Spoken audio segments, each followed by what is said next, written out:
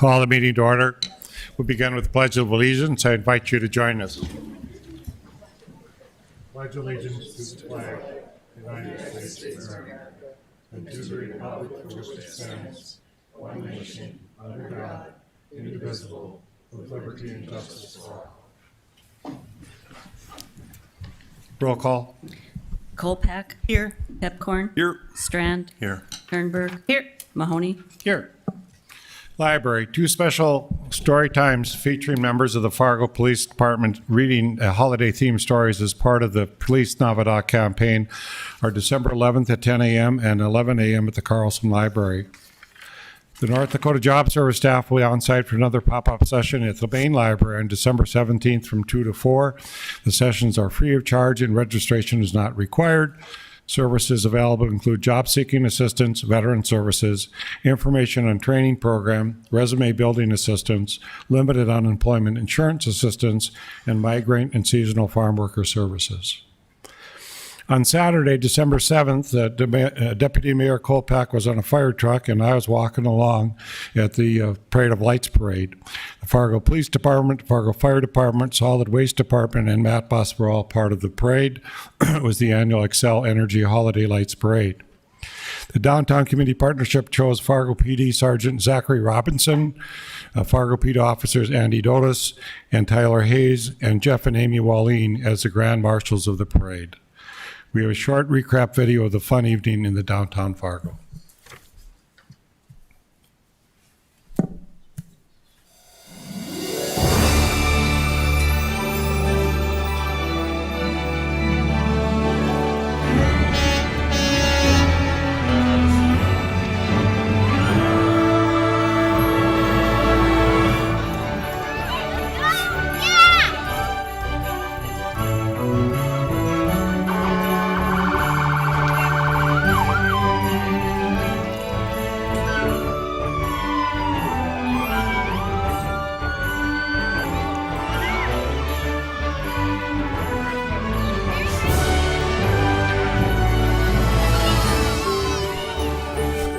Great outfit.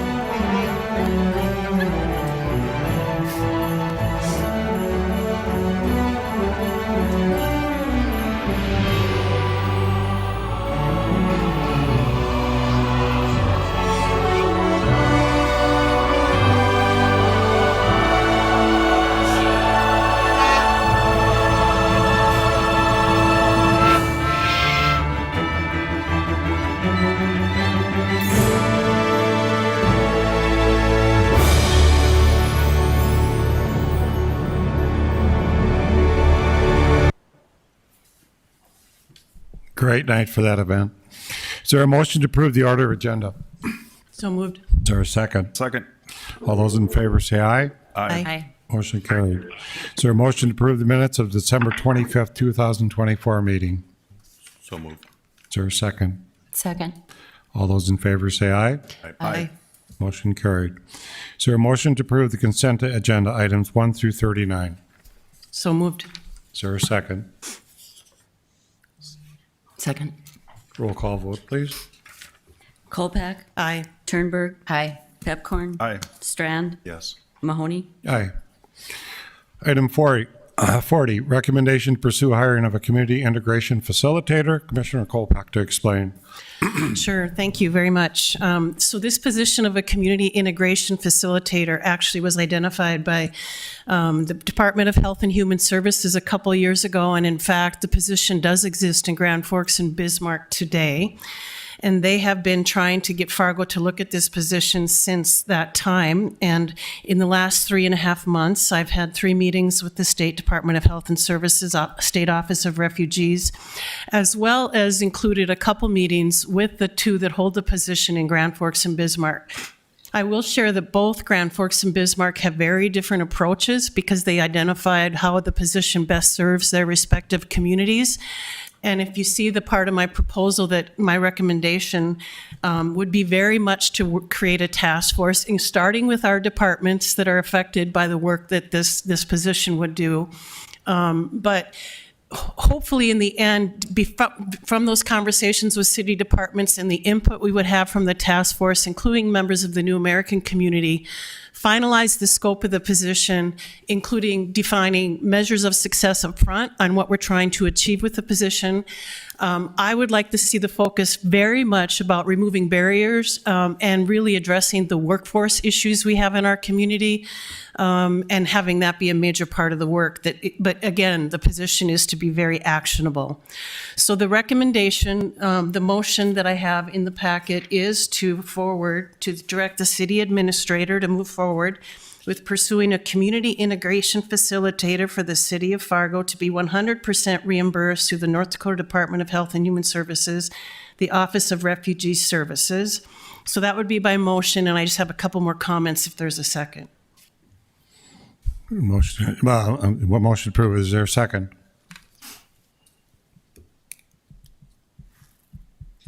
Is there a second? I would second it for discussion, so we can have a discussion about it.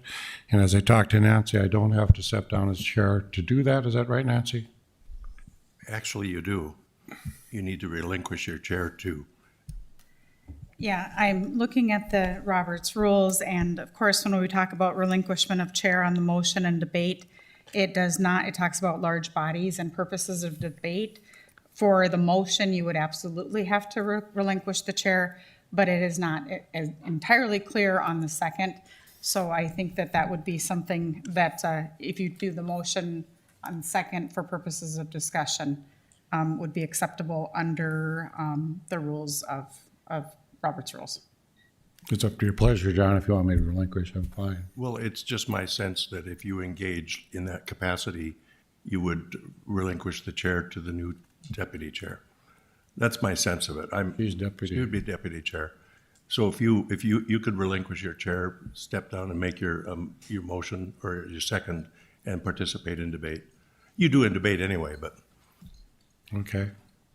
We do have one speaker to speak on this, Victoria Johnson.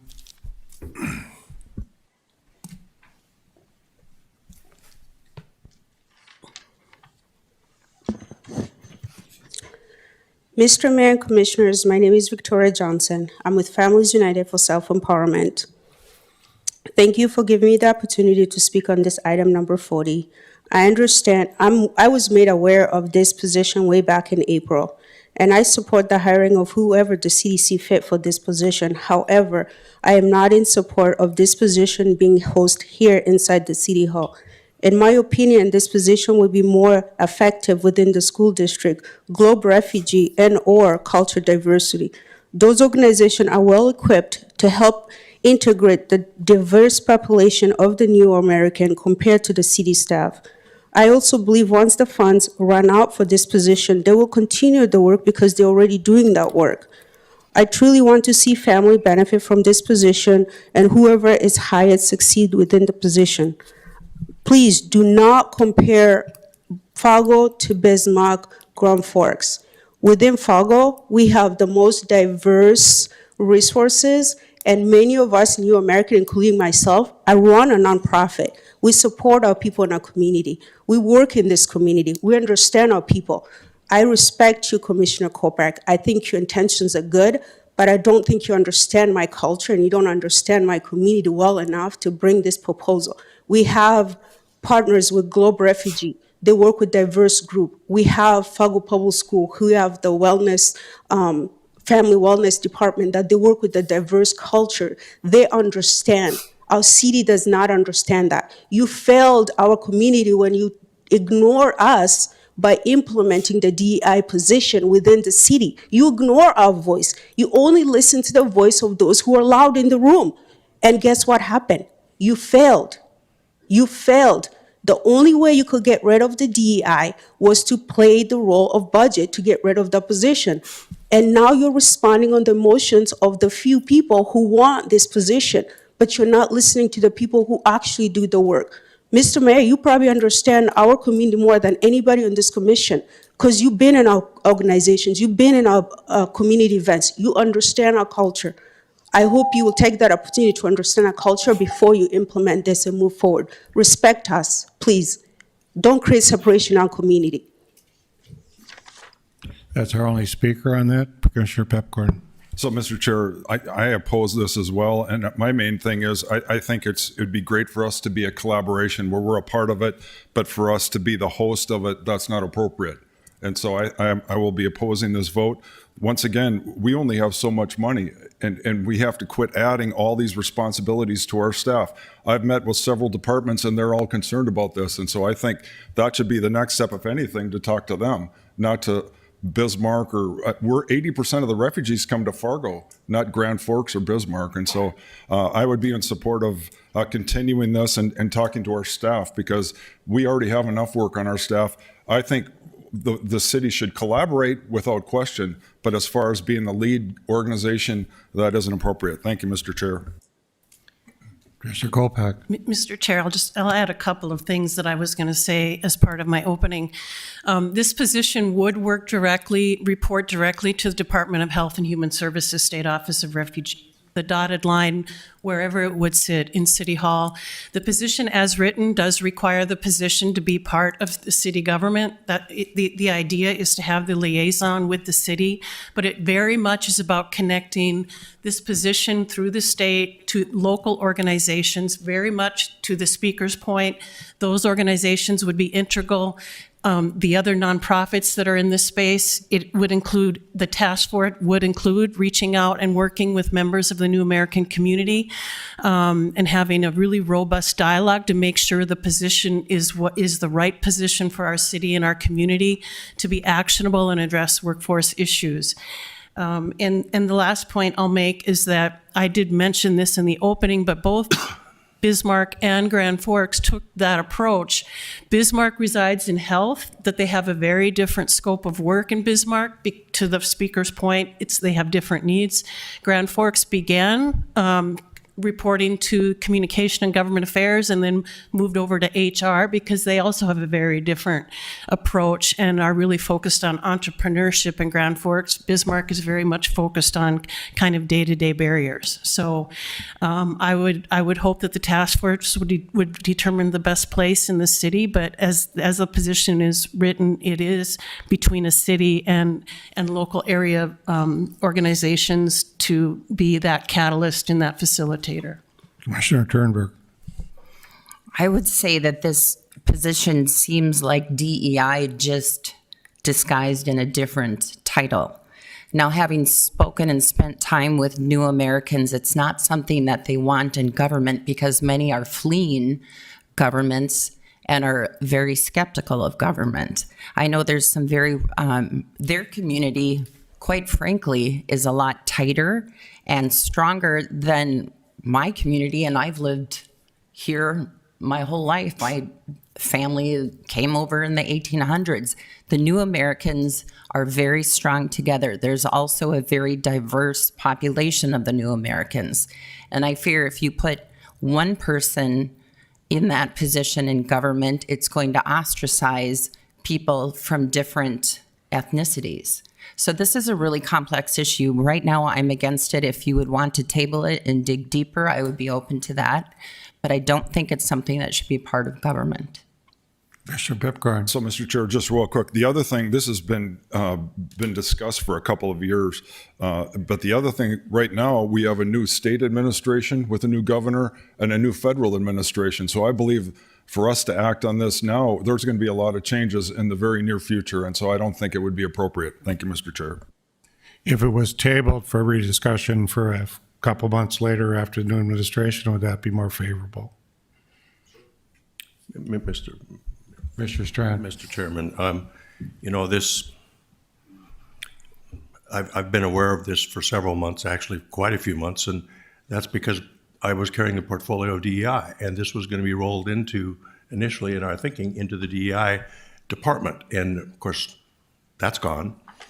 And I don't know that moving a position like this into administration would be wise, given our history with DEI. I wouldn't say we succeeded. It was very strained. And we pulled back majorly in how many refugees and immigrants were allowed into our state. We're finally coming. Now we have that same president again. I don't know what it's going to be. We also have a new administration. My last thing is we just went through an entire budget and couldn't come up with one police officer even. And there's no higher priority than police officers in our community and public safety. You know, I don't know that I have a sense that, and I'm open to discussing this down the road, if I get a commitment that the state will fund this forever and that they will fund every aspect of it, and that there's options like Global Refugee or LIRS or Fargo Cass Public Health or Fargo Public Schools, I think there are better fits than in our administrative hallway for if this were to happen, where it would be if it's funded, because we don't need to be picking up a position and then later on picking up the tab, which I'm guessing will probably happen. Commissioner Turnberg, could you suggest we table this for a couple of months? Yes. Is there a second to that? Second. Any further discussion? Roll call vote, please. Turnberg, Aye. Pepcorn, Aye. Kolpak, Aye. Strand, No. Mahoney. Aye. Item 41, Renaissance Zone Rehabilitation Project for Coneflower Farmhouse for rehabilitation of a mixed-use property located at 13 and 15th 8th Street South. Nicole Crutch, no, not Nicole. Or both of you, or what? Good evening, Mayor and Commissioners. I'll be before you today for this Megan, item, please. and Nicole and I will do the next item together. Thank you. So this is a Renaissance Zone application for Coneflower Farmhouse LLC. This is located at 13 and 15 A Street South. This is an application for a rehabilitation project of a mixed-use building. It's a two-story building that has a basement. Pursuant to the application, they're rehabbing mostly the commercial portion of the approximate 7,300 square feet of that building. As part of this application, there's the potential to do some window work on the second floor, replacement of windows, and potential for work on the facade. That work is unknown at this time, but if it works out, the applicant would like to pursue that too as part of this project. So the current value is a little over $1.2 million. The proposed project is $727,000. So this meets the rehab investment threshold of $40 per square foot, coming in at about $99 per square foot. So it does exceed the square foot investment, as well as exceeds the 50% of the full and true value. Up on your screen is tax information. So if you're using current values today and the current mill levy, building taxes would increase from about $18,000 per year to over $40,000 per year at the close of the project. Additionally, again, I noted the potential for some facade work. The owner, if that is able to occur, would like to restore to more of its historic look, and that is what's up in front of you on your screen. The Renaissance Zone Authority did review this item and recommended approval on November 27th. So I'd be happy to answer any questions that you have. Is there anyone present who wishes to speak to this project? Is there anyone wishing to speak? If not, I'll close the public hearing. Do I have a motion? I'll make the motion. Is there a second? Second. This is a great project. Nicole's Bakery is there, and it does a great job, and she'll do a wonderful job with this, and it really will be nice to see that improvement. Commissioner Strand? Thank you. I'm just to share with the group, I don't believe it's a declarable conflict, but I do a lot of business with Nicole's in my own world, and am thrilled to see in a public capacity this expansion of their vision and their service. But if anybody has any issues, I know I do work with Nicole's personally. I was hoping you say you'd buy sweets there, John. Thanks a lot. Not often enough. Any other discussion? Roll call vote, please. Pepcorn. Aye. Turnberg. Aye. Strand. Yes. Kolpak. Aye. Mahoney. Aye. Renaissance Zone Development Plan update. Megan, you are on. Yes, we're very excited to be before you today. This work kicked off in the middle of the year, so I've been a number of months of work, including with our Renaissance Zone Authority. So we're excited to be before you today. So we're going to talk a little bit about the Renaissance Zone program overall, kind of the framework for it, and then more about the development plan, which is in front of you today, and then a little bit about upcoming work on incentive policies and also some future work that's been identified for the Renaissance Zone and processing of applications. So the purpose of the Renaissance Zone is to encourage reinvestment in our downtown core. The Renaissance Zone is a tax benefit program, a tax incentive program, and so it's twofold. There's local property taxes as well as state income taxes. The Renaissance Zone boundary is capped at 49 blocks. That's the maximum any city in the state of North Dakota can have. And it is based on population above a certain threshold, so Fargo's eligible for 49 blocks. This Renaissance Zone is set up as a framework through the North Dakota Century Code. That occurred in 1999. The initial zone was approved back then, approved for 15 years. So in 2014 and 2019, we were before your board to seek reapproval of that development plan. That is a requirement to keep the zone status as well as support by your commission, approval by the county, Cass County Commission, as well as Fargo Public Schools also needs to support the program. So the program vision, goals, and objectives, really focusing on economic vitality, housing stock diversity, and vibrant city center. So up on your screen there are goals and objectives. So in your packet, for example, for the last application that you saw, you could see the scoring where the 7 goals from the downtown and focus plan that are in the Renaissance Zone plan as well, with the focus on economic development, urban design, and then we also noted the investment thresholds. So there's primarily four types of projects for the Renaissance Zone, including rehab. You'll see, just like the last project, that's smaller, a little bit smaller in scale to buildings like the Black Building. New construction, including Block 9, would be included in that.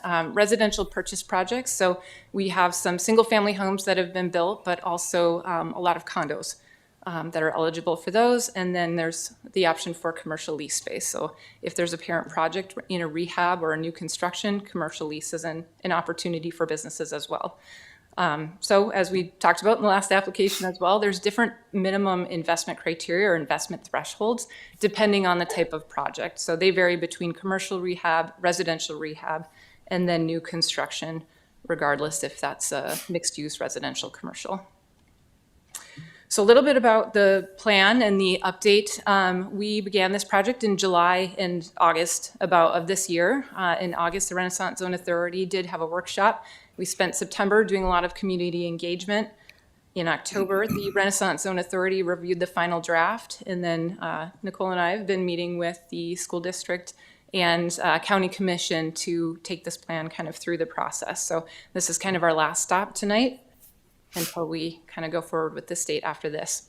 So for community outreach in September, we had a workshop. Those are open to the public. It was kind of a standard board meeting where we talked about the plan as a whole. We did a boundary-wide mailing. I think it was between 400 and 500 letters that went out through the mail to all the property owners. We did direct invitations to the Downtown Community Partnership, the Downtown Neighborhood Association, as well as developers and recent applicants. And then we had the public open house in September. We did do public notices for that, and we did have about 10 to 12 people show up. And it was probably typical of what we would expect for a turnout of an open house. Of course, we'd love to have the more people, the better. But we had a lot of good conversation, and we did have 3 board members from the Renaissance Zone Authority that attended as well. So for the 24 plan, back in the August workshop with the Renaissance Zone Authority, what was discussed and kind of affirmed at the time was primary strategy was to kind of keep with our standard plan and not really change too much based on the outcomes of the growth plan. And Nicole will talk about that in a little bit more detail. So in your plan, what you'll see, or the updated plan that's in your packet, other than kind of some general housekeeping items, updates to quantities and values, updates to data sets, moving some things around, but one of the bigger things or primary things that changed was the addition of 2 blocks. And so I'll talk about that in a little bit. And what has been requested or identified in this plan is an extension of another 5 years. So some project information, there's the breakout of the projects that I had mentioned previously. So there's been 294 completed projects. So the last application you saw was numbered 367. So there is a little bit of a difference, but this is almost 300 completed projects, which is really great. The highest number are residential purchase projects, and then rehab and commercial leases kind of come in second and third. So Renaissance Zone value, this is one of my favorite slides. In 1999, the value of the downtown was 197 million, and today it's 970 million. So you can see the change in value and the impact of the program. So up on your screen is the boundary in the northeast corner, and then west on First Avenue. Those are the 2 blocks that are proposed to be included with the plan. Previously identified blocks were 47 of the 49, and so these are new allocated blocks. There's no blocks going away. These were just unallocated blocks that are now being allocated. The blocks that you see hatched on the screen, those are considered half blocks. So that's an allowance that can occur when there's government-owned land or buildings. So prior to this, in October and November, we brought the draft plan forward to the Renaissance Zone Authority, who recommended approval to your board. And then on November 18th, we brought forward to the Cass County Commission. And then on November 26th, the Fargo Public School District approved the plan. And I will hand it over to Nicole. So one of the things that made this planning, the timing of this plan update interesting is we are nearing the end of our growth plan that you all approved in August. And in the findings of the growth plan was a relook at all of our incentives, including Renaissance Zone, as it relates to highest and best use for land development choices and other things. So that led to a discussion about, what's the timing of the plan update in regards to looking at our incentives as a whole. Similarly, recently you approved a contract with CZB to extend our existing contract to rewrite the land development code and also start the economic development incentive work in relation to the land development code. Starting this week, actually, CZB is arriving hopefully within the next couple hours. We have a host of meetings tomorrow and Wednesday to kick off that process. And what's going to make this really interesting is we'll be looking at land development changes when it comes to coding the growth plan that the public and the city commission adopted, and putting that in tandem with all of the criteria related to moving forward. So elements like in recent times, our Renaissance Zone Authority, as we were looking at the scoring and in relationship to the goals and guidelines and what we're seeing, some of the changes in application type, that will all be analyzed as part of the next few months with the land development code and incentive work. And so that work will be kicking off. It's about a 15-month process. We expect we'll start to have recommendations by early fall. And then concluding that work is when we would come back and probably in about a year and a half, 2 years, whatever big changes we want to make as part of the Renaissance Zone, we can bring that forward to you all in the state at that time when, for instance, legislative session passed last term, the idea of being able to go for 8-year incentives versus 5-year incentives. We didn't move forward with that 8-year incentives because we had constraints at the Cass County being in support of that. But we'll relook at that as part of the LDC incentive work, and then look at that in relationship to a Renaissance Zone plan update in a few years. So looking forward, I kind of touched this, but want to 2025 and beyond, so really kicking off this work, and I'll take most of next year of a holistic review of all of our incentive tools as we look at what optimal development is. Optimal development is defined in the new growth plan. Now we get the chance to develop regulations and codes related to what optimal development looks like. It'll be a very publicly engaged process. And then we'll look at more robust data. The Renaissance Zone Authority have asked some really good questions. For instance, the slide that Megan referred to in terms of yesterday's dollar compared to today's dollar of investment and how you compare those with the rising construction costs and other things, looking at some of those financial mechanisms, and then really looking at trying to streamline that application process and scoring system. So we all know those are pain points in the existing system, but we look at that holistically, and we'll be back in front of you with changes on those. So we're here to answer any questions that you may have. Any questions? The team? Mr. Strand? Thank you, Nicole and Megan. Thanks for this presentation and information. It's really substantial. You mentioned the 8 years, 5-year topic. I was going to ask about that. Help me understand better. What's it take, and is there a reason? Do we want to go to 8 years? I don't know the nuances of that debate and why the county is saying no and the state gave us permission, and what it would take to go through those goalposts, or if we want to. I don't know. Yeah, I think that's going to be part of the public discussion, and Commissioner Pepcorn might have something he wants to add on that. At the county level, we didn't have constraint at the school district level, but we found constraint at the county. And the county really asked the question, aren't you all done in downtown? And do you really need incentives? And so, which obviously, there's still a lot of work to do in downtown and a lot of different missions. And so I think it's about what exactly are we incenting versus what's an entitlement per se, and understanding those nuances. And I think the county just felt a little rushed, if I were to portray what I heard them say about 8 months ago. Commissioner Pipcorn? So, Mr. Chair, to answer John's question, so we've heard from developers. So the Renaissance Zone was 5 years, 25 years ago, and so it's stayed the same. The costs for a lot of these projects have gone up, so it's way more expensive than it used to be. And so I guess that would be, to summarize it, we've heard from developers saying you need a little more time just because the expenses are a lot more than they used to be.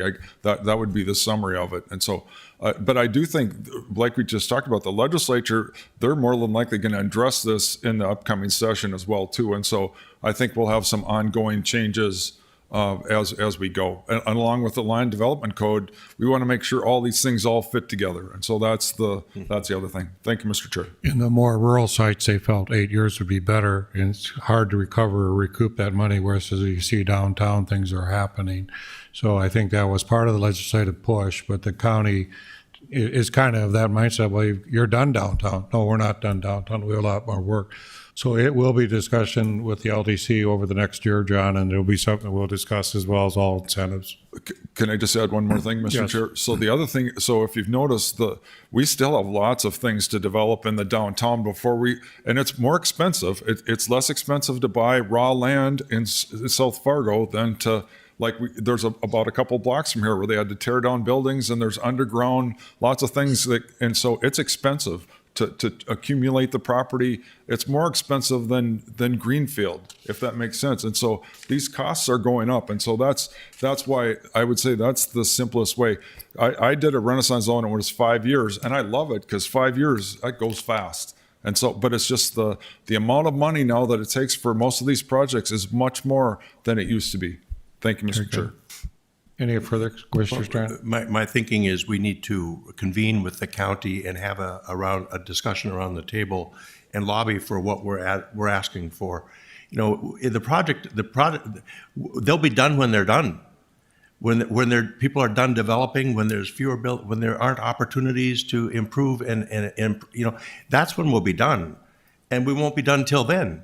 So to assume we're done and that the downtown's where it's going, we need to sit down and talk with them and really put on our best lobbying suit. Mr. Chair, we need to recruit this guy for the Renaissance Zone Authority. I'm a real believer in the Renaissance Zone. Thank you. I do have to allow the public to weigh in. So is there anybody in the public who would like to speak to the Renaissance Zone and its plan? Anybody wishing to speak?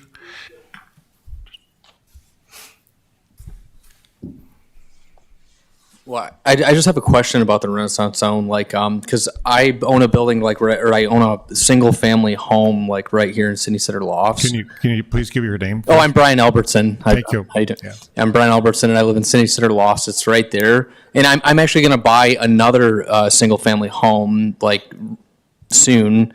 And if they change the 5-year benefit to an 8-year benefit, does that extend to the other people that already have bought a place, or is that only going to be the new developments going forward?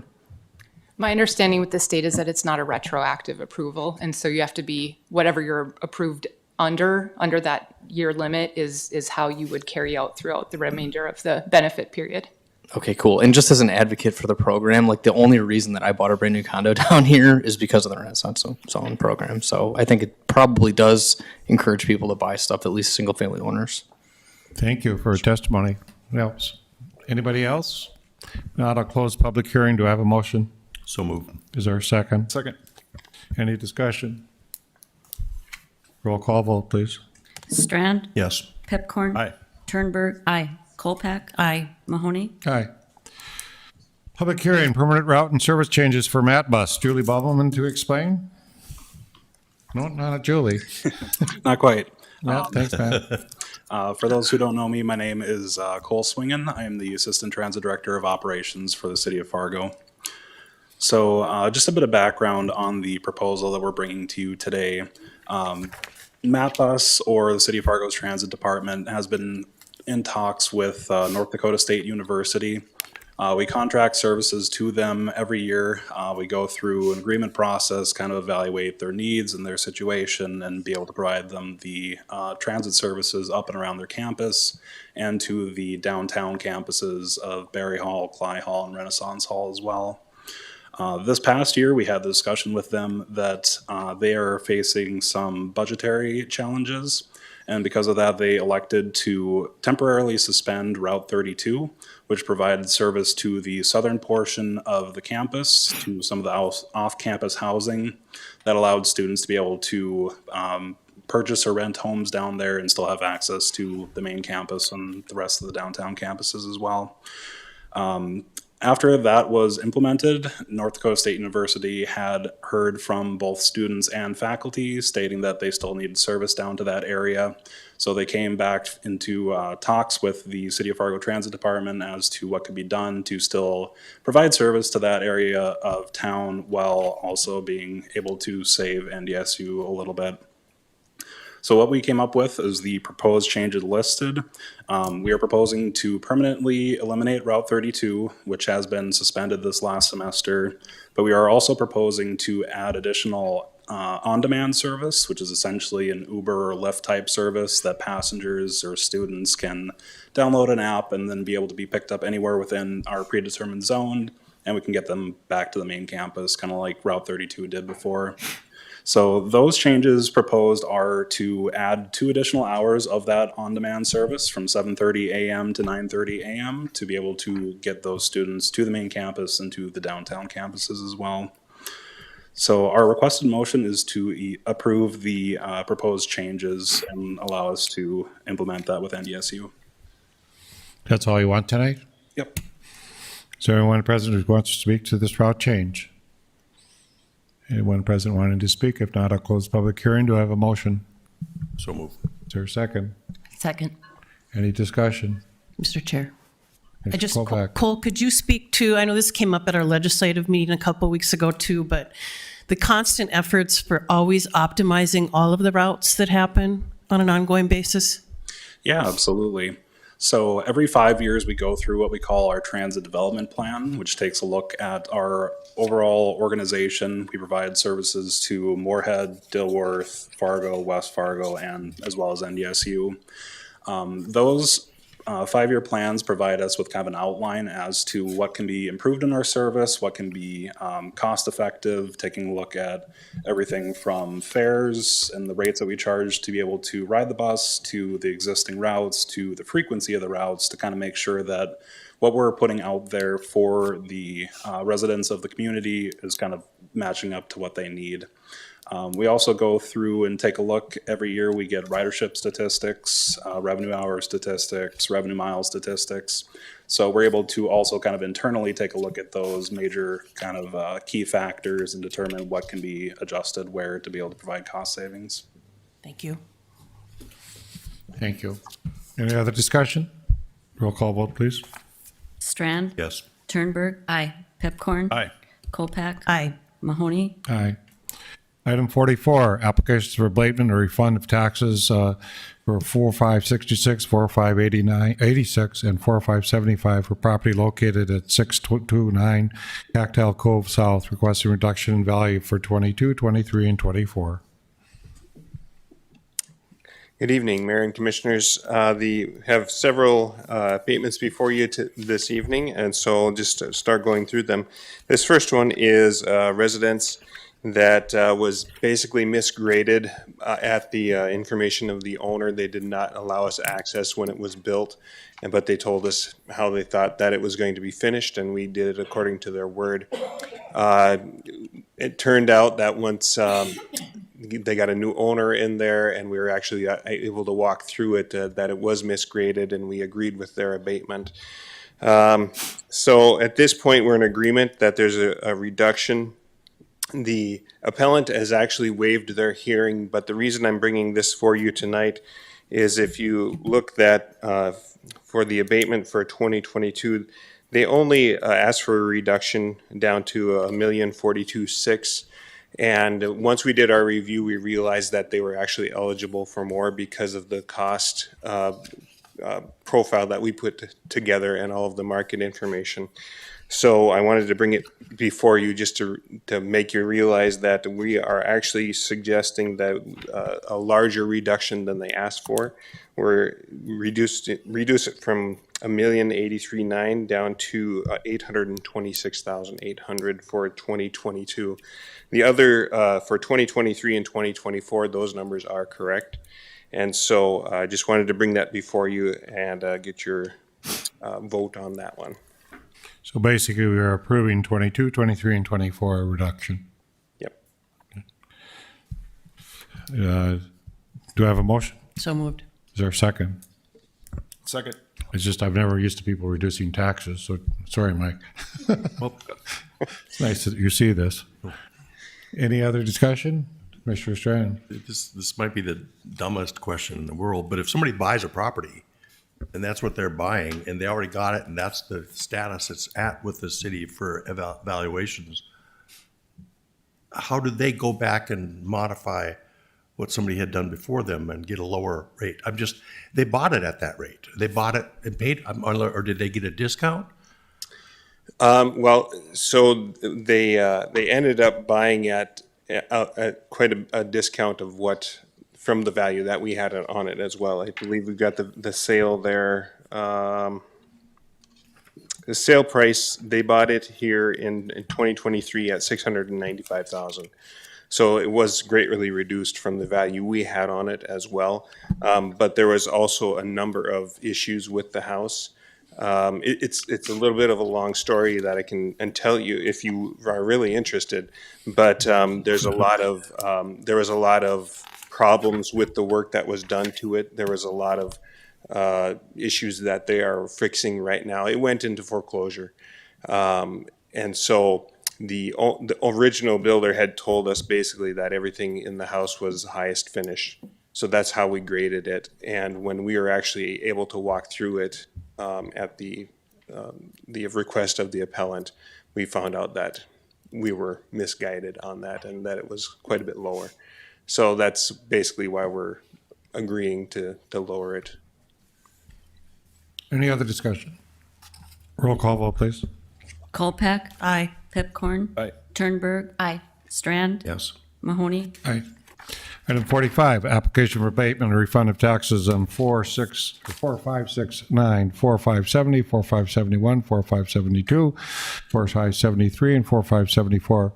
Properties located at 4512 33rd Street North, 4550 137th Avenue North, 4108 33rd Street North, 4409 33 Stort North, 4455 33 Stort North, and 4357 33 Street North, requesting reduction of values for 2023. Mike, to explain.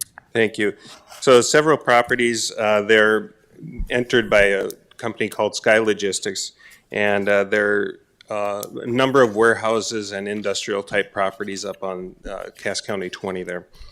They called us and appealed their value based off of their construction costs and said that they warranted a reduction because of that. It's been the case in recent years that, especially up until we got the interest rate change, so with all the low interest rates that we had, that it was true that it was cheaper to build than it was to buy, especially in our market, especially in the warehousing and industrial market. And once we did the analysis and looked at the cost and then what is the market, what is happening in the market, it just became obvious that the values that we had on their properties were very supported by what things were selling for, and that's what we have in your packet there. We've got the sales showing that the values that we have on the properties are either at the median or on the low end of the values, especially, and as well as the comparable assessed properties. They're well within line, very supportable. And so we're recommending that the values are supportable and that they are equalized for taxation purposes. Do you have a motion? I'm not sure if there's any going to be, may want to ask. Okay.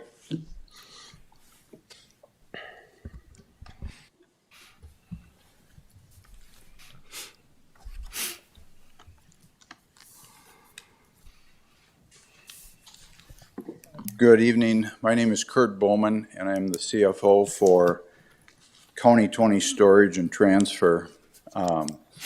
It was listed that Sky Logistics is the owner of these buildings. They are one of the occupants, but County 20 and Storage owns these buildings. County 20 has a decades-long relationship with Fargo as a landlord of commercial warehouses.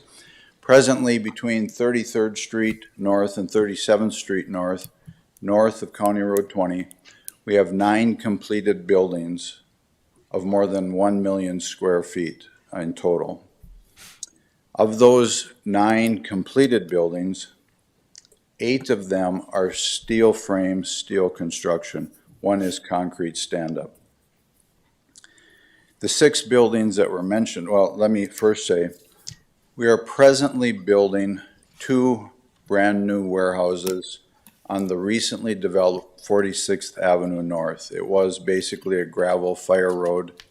Because of the projects we're doing, the city was able to make 46th Avenue a true street.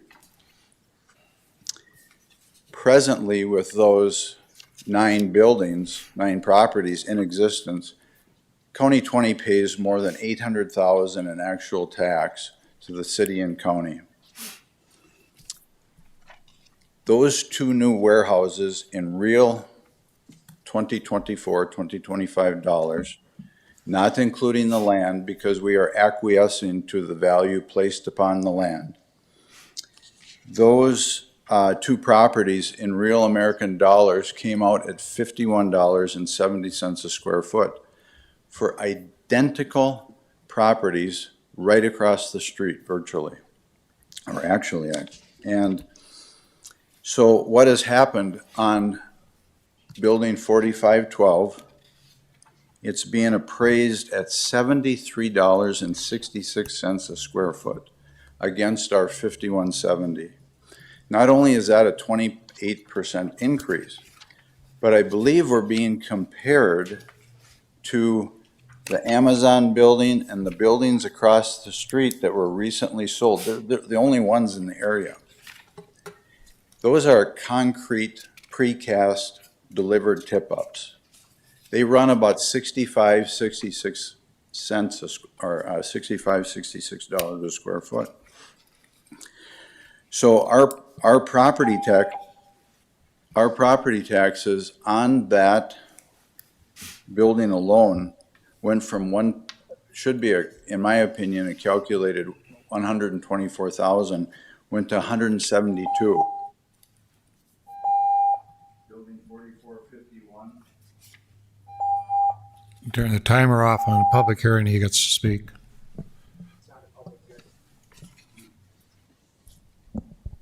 Building 4451, we feel in tax dollars is being overvalued by $5,400. 4108, $3,100. 4409, almost 10,000. In total for these 6 buildings, we have agreed to the land value. All we're asking is these older pre-existing buildings not be valued any higher than what we're actually building right across the street. Don't compare us to those on the west side of 37th Street. We're asking for a $74,000 and change reduction in tax as compared to well more than $800,000. That's all we're asking, and we have agreed to the land values, which frankly on a per square foot basis are high, but okay. That's all we're asking is don't Thank you. compare us to something that's unrealistic. Mike, any comment? At this point, you know, he talked specifically about 4512, and the sales that we have are actually, we only have one that is, none of them are new buildings. All of them are older than the subject at 2017. And again, we have to follow the sales, and at this point, we have the subject, that's subject property is, we have it valued overall land and building at $78 per square foot. And the sales are from $69 up to $91 a square foot. So we're well within the range, it's supportable. And I guess on the other hand, you know, it's with the competing properties, the median value is at $75 a square foot. So at $78 a square foot, it's right there in the middle range. They're being treated fairly according to the market, and they're being treated fairly with the comparable properties, in our opinion. So, Where is this comparable? This isn't a debate. You got to say your side. We're done with this now. You got to rebuttal. That's fine. Do I have a motion? I'll make the motion. Is there a second? Second. Further discussion? Roll call vote, please. Pepcorn. Aye. Strand. Yes. Kernberg. Aye. Kolpak. Aye. Mahoney. Aye. Item 46, application of abatement and refund of taxes on 405-84 and 405-85 and the properties located at 406 Broadway and 412 Broadway, requesting a reduction in value. Mike, to explain as well. okay, these two properties are commercial properties located in downtown, and we are recommending a reduction for one of them and to retain the value, no change in value for the other one.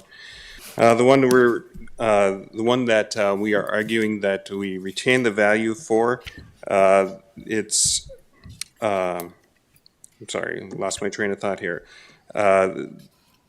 The sales that we have that we're comparing them to, other than one of the sales, all of the dollars per square foot are $100 or more, and we are valuing the subject at $78 per square foot. So from that aspect, and we are basically saying that we are recognizing that the condition issues that the building has are being recognized in the valuation at $78 a square foot, which is lower than most of the sales.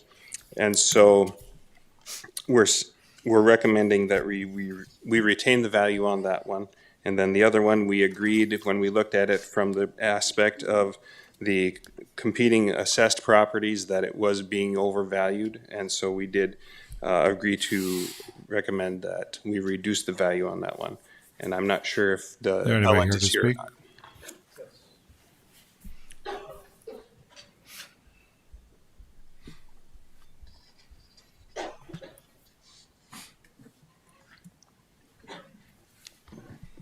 Good evening, Blake Carlson. I'm representing the owner here, LH Broadway LLC. I did a bit of a memo to kind of summarize our position on why we've requested this. But just to summarize, we bought the two properties in a combined sale earlier this year.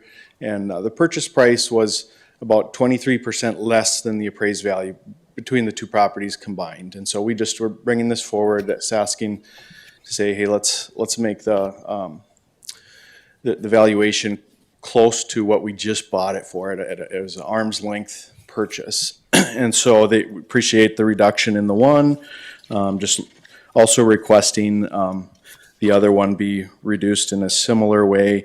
Don't really care exactly how those are divided out. But actually, so when we did meet with one of the people from the assessment department, we walked through the buildings, and they agreed to reduce both for 2025, and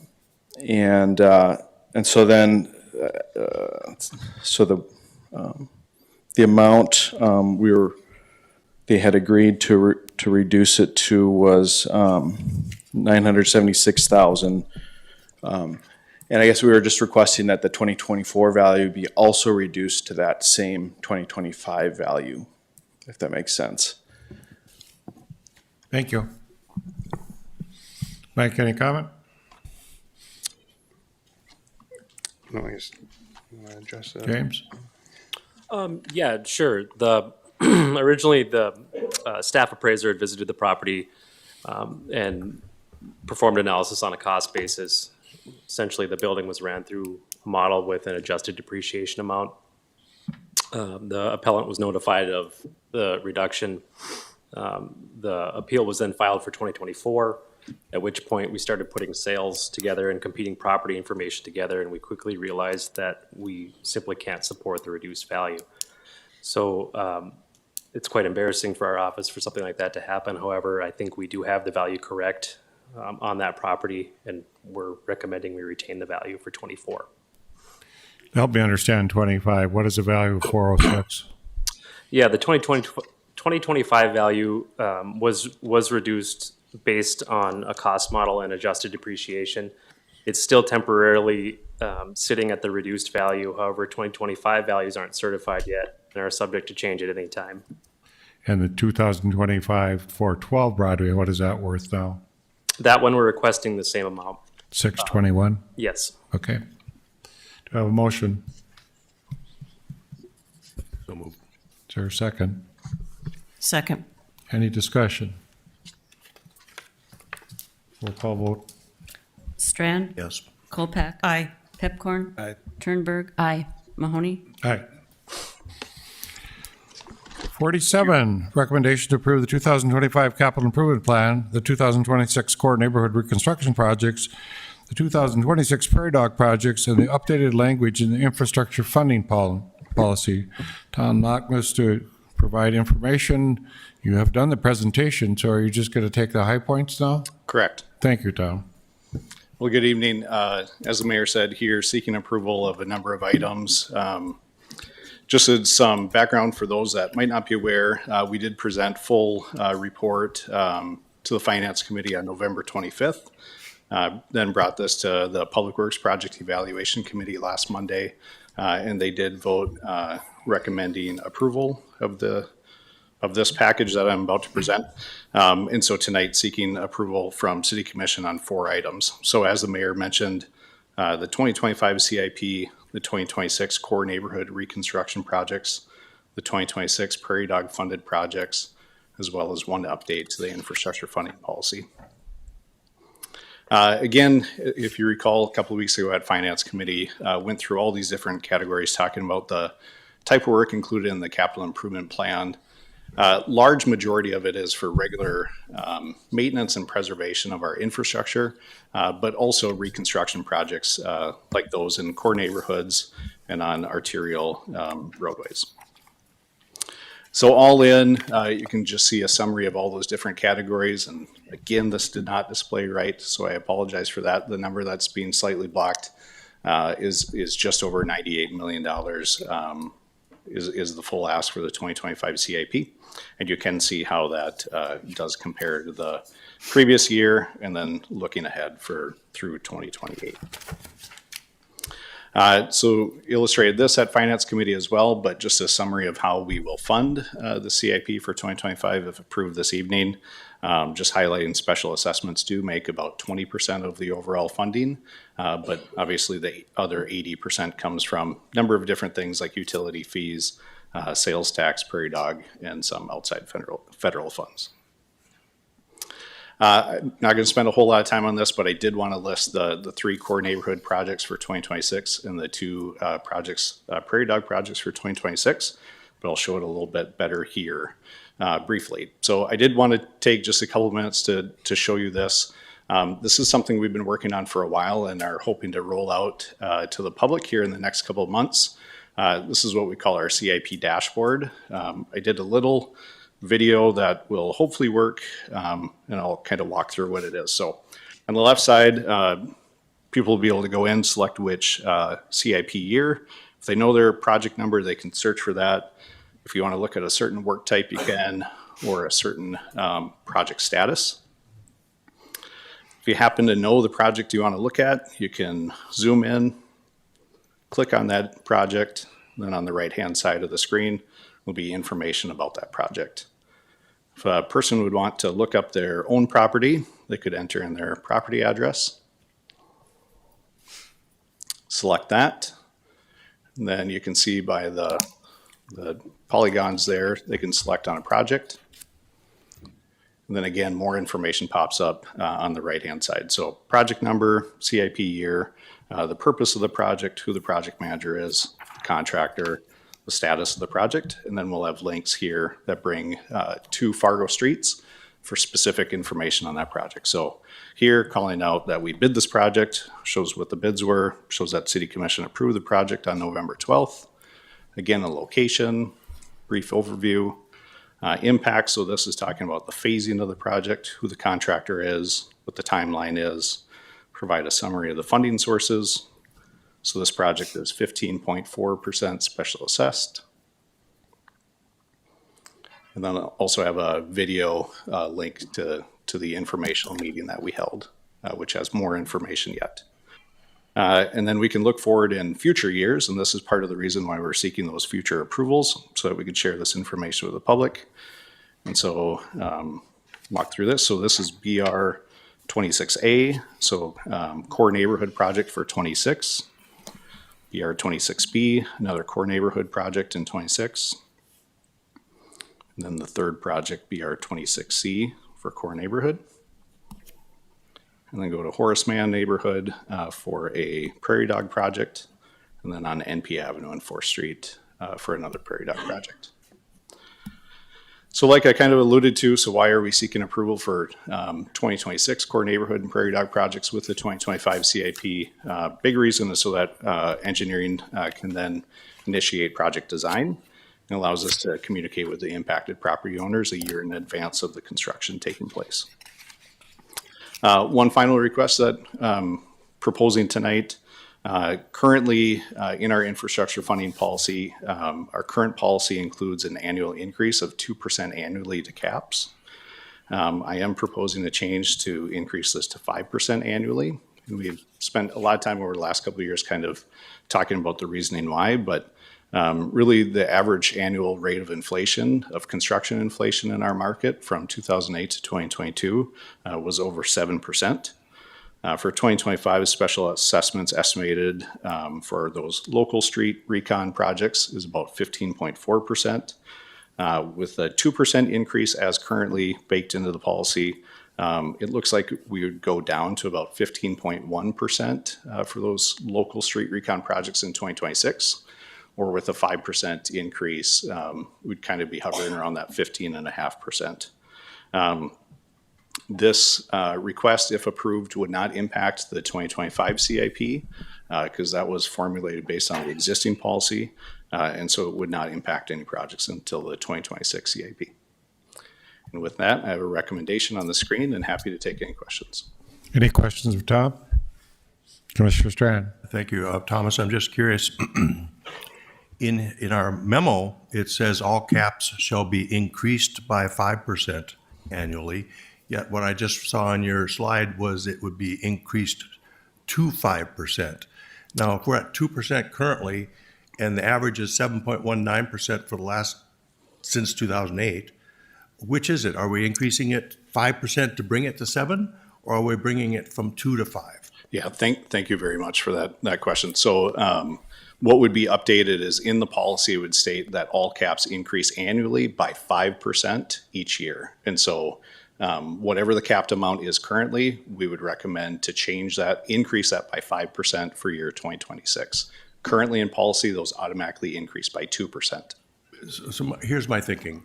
If I'm guessing you're trying to reflect the industry consumer price index. Why don't we just reflect that? And if the CPI goes up, we adhere to it. If the CPI doesn't go up, we adhere to that too. But this 5% might be a little too rigidly etched in stone if the CPI doesn't follow that directly. Yeah, again, good question. One of the reasons why it's my recommendation to increase that to 5% is it just becomes easier for us to communicate with future property owners in future capital improvement years, rather than trying to estimate what that value might be. The other reason is that we have kind of fallen behind of where we had originally wanted to be in the special assessment portion of this. When I first started with the city about 10 years ago, we were closer to 30% being special assessed. When we kind of went through our special assessment task force, 2018, 2019, the goal was to try to be right around that 20 to 25%. And unfortunately, with caps increasing at 2% annually, and inflation much exceeding that, we've really fallen, I don't want to say fallen behind, but we're at about 15% being special assessed. My goal at 5% is that if inflation doesn't quite hit that mark, we do gain some ground to where we initially had tried to be. But I think the other thing to remind too is this is something we will continue to monitor on an annual basis, and I'd be back in front of you requesting a change if we're getting out of whack. And the last thing I'll say is we probably should have done this for this next CIP and rather than wait till 2026. I know, but I would have recommended we just get on it right now and implement it immediately. However, people get a little advance notice now. Mr. Pipcorn. Just real quick, Mr. Chair. Tom, you keep track of the Prairie Dog Fund and the different things that are filling. Can you give us an update on that? Yeah, I would love to. So there's a number of funds that, buckets that they call it, that need to fill before the Prairie Dog buckets. I'm happy to say this last month, in November, our first bucket did fill. And so within the next month or two, we should get our first allocation, which is about $2.5 million. And then we are on track to fill our second bucket probably in January or February. And that's about a $21.5 million allocation. And so our intent would be CIP year 2025 and 2026. Thank you. Commissioner Kolpak.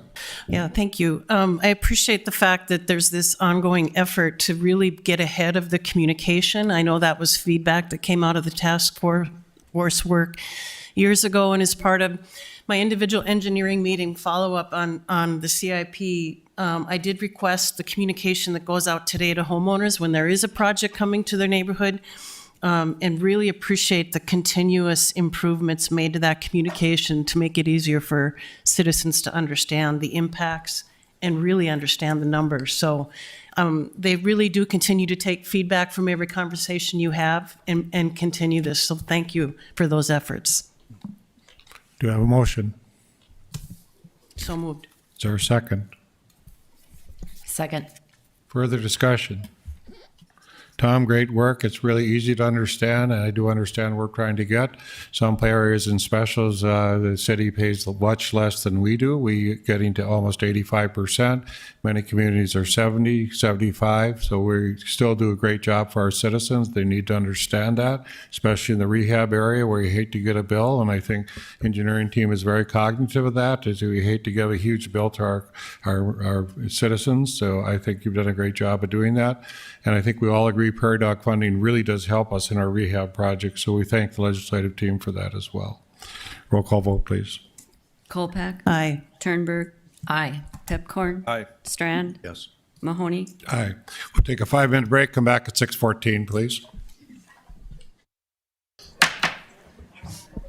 Call the meeting back to order. Going to item 48, recommendation to deny special assessment deferment request by Enclave Companies, Improvement District BN 23-E1. Doug Durgan to explain. Good evening, Mayor and Commissioners. In front of you this evening is a special assessment deferral request by Enclave Properties. The deferral request involves 3 parcels within Laverne's Addition. Laverne's Addition is just east of 45th Street North and north of 19th Avenue North.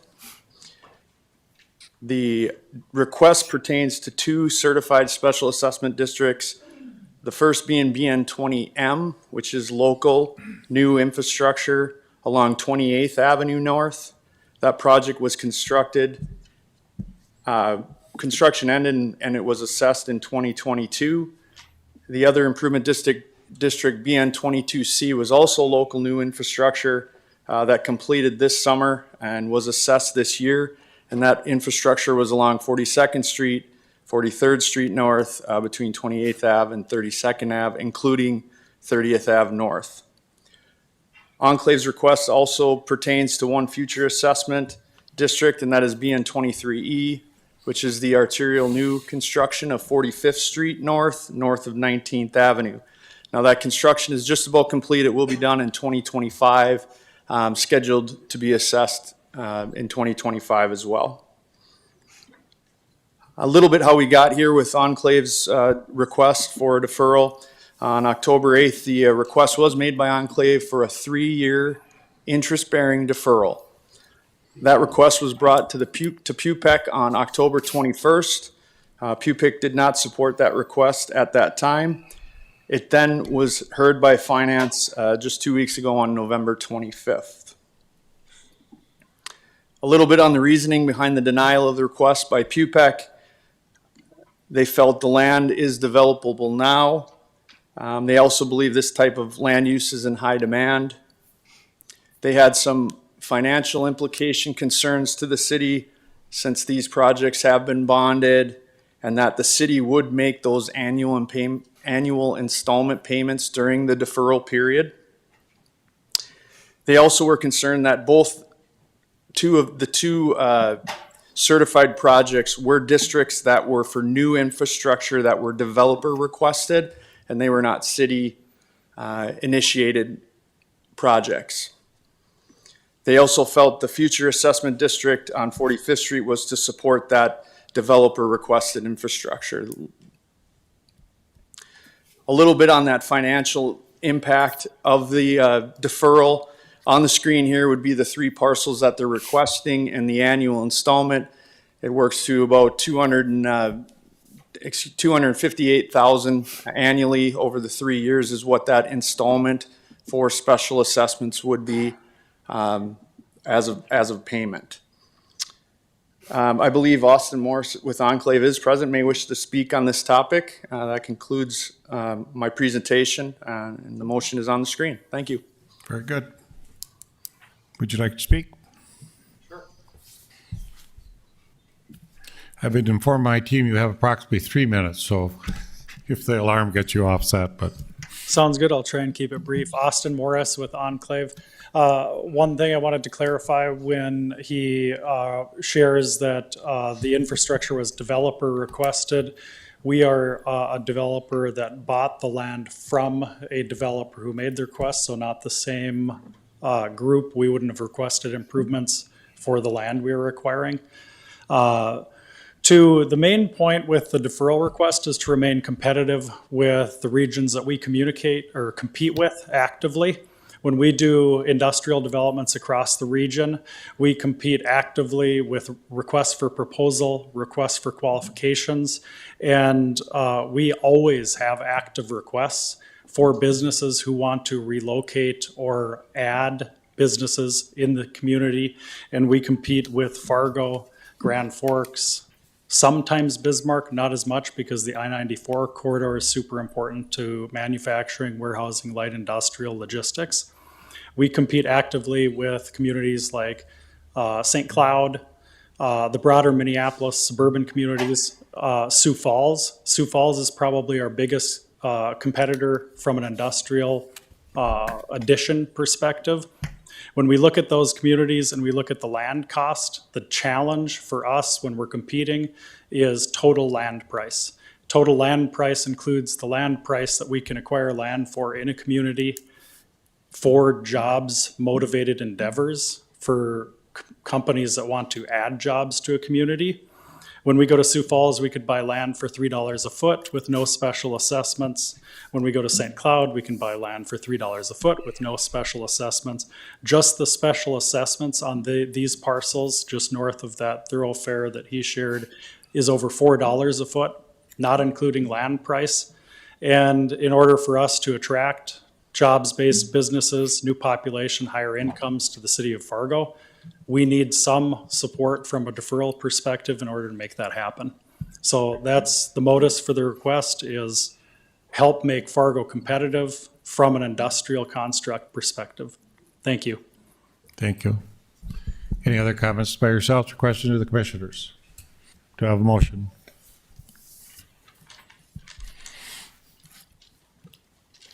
So moved. Is there a second? Second. Any discussion? Mr. Chair, just a quick Pepcorn. comment. So the one thing I want people to realize is they would pay interest. So it isn't like if we don't approve this, that they don't have to pay anything. It's just that market conditions are different now than they were not that long ago. And so I think this just would help them be a little more competitive. So I will not be supporting the motion. Thank you, Mr. Chair. Mr. Strad. Thank you. My sense of deferrals, what limited experience I have is it's been agricultural land where we're pushing out to the edge of the city and we're jumping over ag land and not requiring them. Are there many or any other examples of this where it's not ag, but it's been developed, or they're delaying for the kick-in, the triggering of the development? I don't know that I've seen this or not. I wouldn't know. Is this a new approach, or is it? And then I guess my next question is, what would the implications be for future developers and or the city? So that's a good question, Commissioner Strand. And so we do just have one instance where a platted, undeveloped parcel had been granted a deferral, but that deferral was not on its local infrastructure. It was only on its arterial infrastructure. And part of that is because of Mid-America Steel creating some need for 19th Avenue's widening and development there, is that we then felt, because that was brought upon them out of their control, we did do a 3-year interest-bearing deferral, but it was not on their local infrastructure. It was only on the arterial infrastructure. So you are correct in saying we have about 40 active deferrals, and most of them are us growing as a city or granted for land that is undeveloped, unplatted. Any other discussion? Roll call vote, please. Kolpak? Aye. Turnberg? Aye. Pepcorn? No. Strand? Yes. Mahoney? Aye. Item 49, recommendation to implement Operate Safe Fargo. Commissioner Turnberg to explain. Thank you, Mr. Chair. I will say this is a very thoughtful and thorough recommendation I have, having worked with a homeless vet together on this, who gave me a Bible and a copy of the Constitution. So there has been a lot of thought that's gone into it, from helping me learn from another perspective. So what this is, and I call it Operation Safe Fargo, so we can be safe, both the residents and the homeless, to ensure the safety and well-being of all residents and individuals experiencing homelessness in Fargo. This plan establishes immediate measures for emergency shelter, enhanced public safety, and long-term solutions to address homelessness and related challenges to the community. Now, the city has been working tirelessly to try and follow our recommendations for implementing our resolutions that we made to the ordinance, which I just do not think are working. I think they're very confusing to people, and we don't even have a map that we can offer people of where housing is allowed. So what this would do would immediately remove the resolutions and ban camping in Fargo. Just like Moorhead, who doesn't have this issue at all, then we would ban camping. We've already spent over $17,000 in cleanup from moving these camps. Transportation assistance. I've been working with the police department in Palm Springs, California, and learning from how they deal with their homeless issue. A resident of Fargo who also lives there brought to my attention how the police department works with their homeless issues that they have. And much like Fargo, Palm Springs has weather issues. In the summer, it can get to be 120 degrees, and so it's dangerous for people to be outside there as well. So what they do is when every officer is given a credit card that comes from a fund, and if they arrest someone for an infraction and see that they're from out of town because they have a correctional facility there, and when people are let out, they sometimes have no ability to get to where they want to go. So the officer can say, you can go to jail for this infraction or you can go home. And many times the people want to go home. Just the other day, he told me that he was dealing with someone that morning and he'd been trying to get home for 3 months and didn't have the means to do so. And so took the city up on their offer and was able to get back home. So it's not like a lot of people in here, I'm sure, go to warm weather in the winter and get out of Fargo and get out of these elements. I can't imagine anyone chooses and wants to camp in Fargo in the winter, so let's help these people if they want to get out, to give them the assistance to do that. We would come up with an emergency shelter. I'm not sold on the Civic. That was just one idea.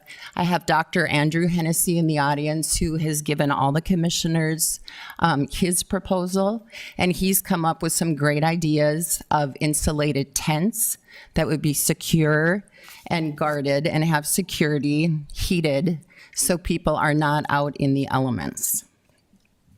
This would be a substance-free environment, again, Operation Safe Fargo, so that people who are utilizing the shelter that the city is providing would be safe and not have drugs or alcohol or people under the influence permitted to use these. The Fargo Police Department would screen the people to make sure there are no outstanding warrants or no level 1 sex offenders, because we do have homeless level 1 sex offenders in the city, and they would not be allowed in the shelter. The shelter would feature cots so people could sleep, unlike the winter warming that we have now where people are sitting up, and that way they can rest comfortably. It would be pet friendly, so anyone with a pet, if they would have a crate, the pets would have to be leashed or crated at all times. But I feel it's absolutely, and this gentleman that I worked with told me how absolutely important it is for people who have pets to not be separated from them. We would have security at this facility, and this would be done May 1st. So this gives the city the ability to get our act together, to get housing proposals, to get Housing First enacted, and get people in housing. And then May 1st, there's no more camping on public property. People who choose to live that lifestyle would have to go to the campground or go elsewhere, because the city of Fargo would no longer allow that. The relocation of existing resources, so the funds that are doing the winter warming, which I believe we have left over from COVID, would be moved to this new shelter. Again, it could be, Dr. Andrew Hennessy suggested perhaps in the parking lot near Island Park. It could be in the industrial area.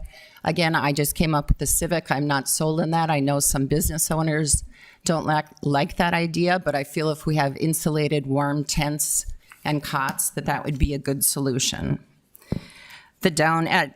After May 1st, then the Downtown Engagement Center services would be moved to Cass County Public Health. We would take that building and sell it. That way we can also sell the building across the street, use those funds to pay for this, and then put the remaining of the funds into the general fund. And I believe that's all I have, but it's an idea to not only protect residents who have come to these meetings over and over and spoken how they feel afraid, have been just felt intimidated. We have homeless people who are not safe that are out in the elements. I've reached out to the governor for emergency funds. The governor has gotten back to me, and we are working on that. And I just do not believe that we can keep letting illegal drug users dictate our city policy. Let's use those funds that we're getting from the opioid settlement and use that for treatment and helping people who are addicted. Let's get them help. So I would call out to friends and families and charities that, because if you're addicted, you would not be allowed into the safe shelter, to reach out to them.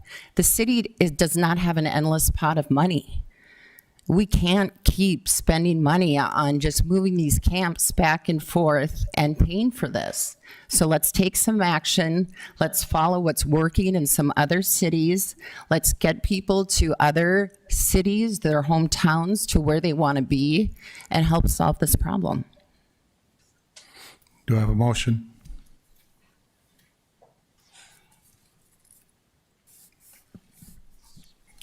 Approve. No, you just have to say, I make the motion. I'll make the motion to approve. Do I have a second? I'll second it. Further discussion? So, Mr. Chair, I just have a couple things, if that's okay. First of all, I think the key thing is we have to move all these services out of the downtown. That's the first priority. That's why I don't necessarily agree with all the proposals, because the Civic Center, I don't believe that's appropriate. I think all these services, we need to find a new place for them, but the downtown is unacceptable. So that's my, I got, not to disagree, but I just think that isn't appropriate. There are some of these things that are great things, but the other thing is, this kind of goes back to what we were just talking about, the refugee issue. The city of Fargo can't be the sponsor. We need to collaborate, but there's lots of entities that need to participate, and we can't afford to be the main sponsor any longer. And so that's what I would suggest, that we look at how can we collaborate with all the other entities. I guess that's just the comment that I want to leave as kind of an open comment. Thank you, Mr. Chair. Before I go back to commission discussion, we have some public speakers, which I have to invite at this time. Asher Lorenzen would be first.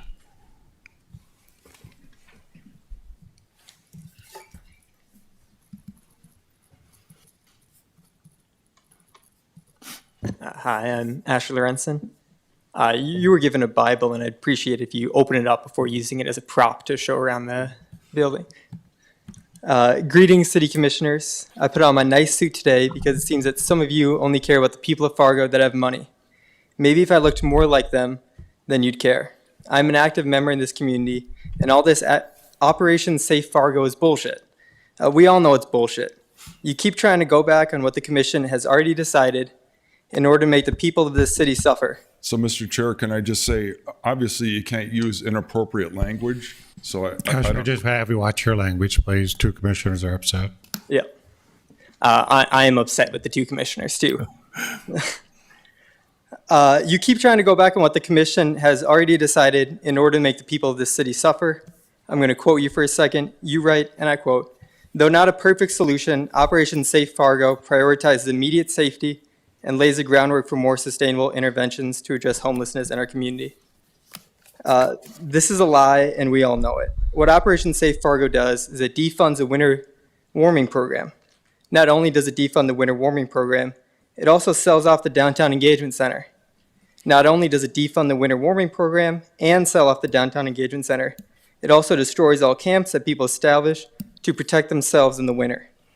Not only does it defund the winter warming program, sell off the Downtown Engagement Center, destroy the camps people establish to protect themselves in the winter, it also requires anyone seeking shelter from the deadly winter to go through ID checkpoints and sobriety checkpoints.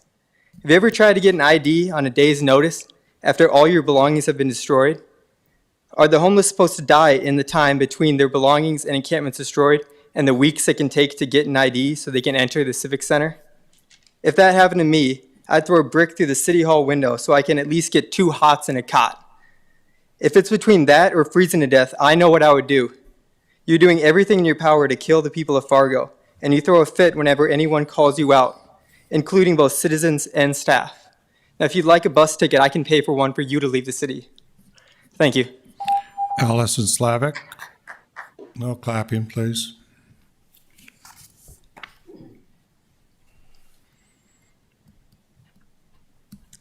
Hello, Allison Slavic, resident of Fargo. I strongly oppose this proposal.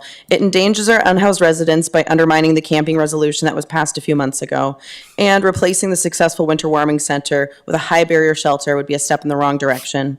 A 2020 study in the Journal of Urban Health found that low barrier shelters significantly reduce emergency department visits and arrests among individuals expressing homelessness. A 2021 report by the National Alliance to End Homelessness emphasized that these shelters increase access to vital services such as substance abuse treatment and mental health care. Conversely, imposing sobriety requirements exacerbates stigma, drives individuals away from seeking help, and prolongs cycles of homelessness. Inclusive shelters that accept all individuals open the door to meaningful engagement with caseworkers and provide pathways to rehabilitation and housing programs. Denying shelter based on sobriety requirements also conflicts with the United Nations Declaration of Human Rights, which asserts that access to shelter is a fundamental human right. Studies have shown that inclusive policies help individuals stabilize their lives, reducing the duration and recurrence of homelessness. Moreover, providing shelter for those under the influence not only helps them, but also improves community safety by reducing the number of people on the streets. I must also address the ongoing disdain for the Downtown Engagement Center and the essential work they do for our community. The DEC partners with the Great Plains Food Bank to offer free meals and collaborates with the Family Health Care to operate the Homeless Health Clinic 5 days a week.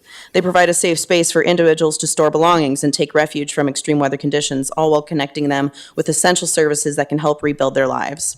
The DEC's efforts are truly vital to the well-being of our community. Transitioning its services to the Cass County Public Health would take away the essential amenities they currently provide.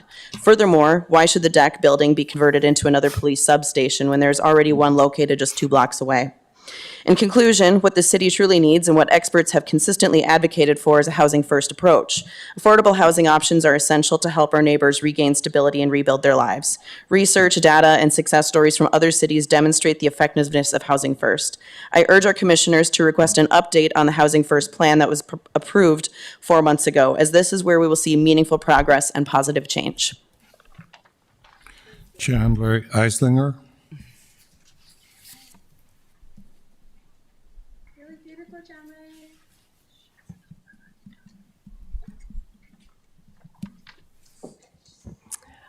Good evening, Mayor and Commissioners. My name is Chandler Esslinger. I'm a Fargo resident, and I am also the new Executive Director for the Fargo-Moorhead Coalition to End Homelessness. I'm here tonight to express gratitude to both City Commission and our community members for the continued focus on homelessness in our region and a commitment to identifying and implementing solutions that improve the lives of everyone in our community. I am sympathetic to the circumstances our city leadership finds themselves in, with mounting public pressure to take decisive action and the visibility of the urgent humanitarian crisis of homelessness in Fargo-Moorhead becoming ever more pronounced. Communities across the nation are facing many of the same challenges we have here, which can lead well-intentioned leaders to make hurried decisions that attempt to disappear homelessness without a plan for systematic and sustained reductions in the overall rate of homelessness. For these reasons, I'm here tonight to provide a formal invitation to our city commissioners and city staff to work alongside the Fargo-Moorhead Coalition to End Homelessness and our membership of more than 70 organizations representing the homelessness response system in our metro area to collaborate on a comprehensive plan to address our shared community concerns and deliver on our ultimate goal of making homelessness rare, brief, and one-time. Since my first day at the coalition 1 week ago, I've been engaging directly with the homelessness response system and our partners to build consensus on the short-term needs of our system to ensure appropriate winter warming and shelter options are present, and the long-term investments required to ensure adequate housing options are available to make systematic reductions in the rate of homelessness in our community. Addressing homelessness in Fargo-Moorhead requires 3 components. Number 1, minimize the inflow into homelessness whenever possible. Number 2, ensure adequate emergency shelter and crisis stabilization services are available to meet demand. And number 3, to maximize outflow into permanent housing and to end an individual's or family's homelessness. The FM Coalition to End Homelessness and our partners are working quickly and collaboratively to propose a comprehensive community plan that will address both the public's concerns around homelessness and the urgent humanitarian crisis facing us. We respectfully request you do not pass Operation Safe Fargo and allow the coalition and our partners to return at the next City Commission meeting to propose our evidence-based best practice solution to this growing community concern. Thank you. Matt Osborne.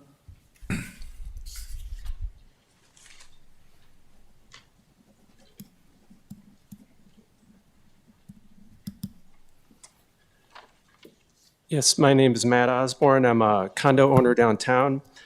I'm going to quote Charles Dickens here, the author of A Christmas Carol, once wrote, "My advice is to never do tomorrow what you can do today. Procrastination is the thief of time." He also said, "The most important thing in life is to stop saying, 'I wish,' and start saying, 'I will.'" Think of it. Wouldn't it be great if instead of sitting around and quarreling at each other at these meetings about the homeless situation, that we actually acted on something that could really help all people of downtown Fargo in this region? Regarding this measure before you, it is a start to get people off the river, but you have to incorporate quickly some solution that deals with the real problems, which are mental illness and drug addiction, along with getting state funding for affordable housing, and start this process now, before this temporary measure runs its course. I don't know how you do that, only to say you must start immediately, having impactful, and I mean impactful meetings with business leaders, state leaders, and the governor to determine an action plan on real solutions. We as a state have the money to do something, so let's get it allocated to Fargo. I think you and we can accomplish this. Why? Because we know how to come together when there is a disaster. Look back at the major floods that attacked this region. We went into prevention mode. It didn't matter who you were. Poor, middle class, rich, young, old, it didn't matter, and it doesn't matter now. We all came together, and we can come together again. Mr. Mayor, commissioners, I ask to pass something, maybe this measure, to get people off the river. But as I mentioned, you must immediately act on a separate measure to deal with drug addiction and the affordable housing problems. Also, look at cities that have done a great job at managing this. Model after them. And lastly, in the spirit of this season, I want you to promise, and us as citizens of Fargo-Moorhead, to promise that we begin to continue this process in peace and not in hate. Cheryl Bergen.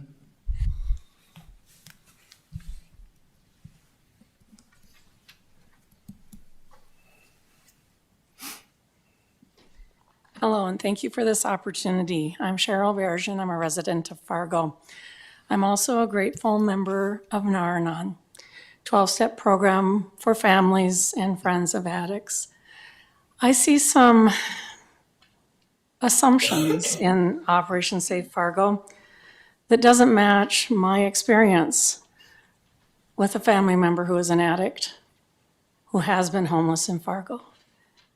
I ask that this commission, if they are going to move forward with proposals to address substance abuse addiction or alcoholism, meet with those of us who know what it's like to try to provide barriers to those who are addicts.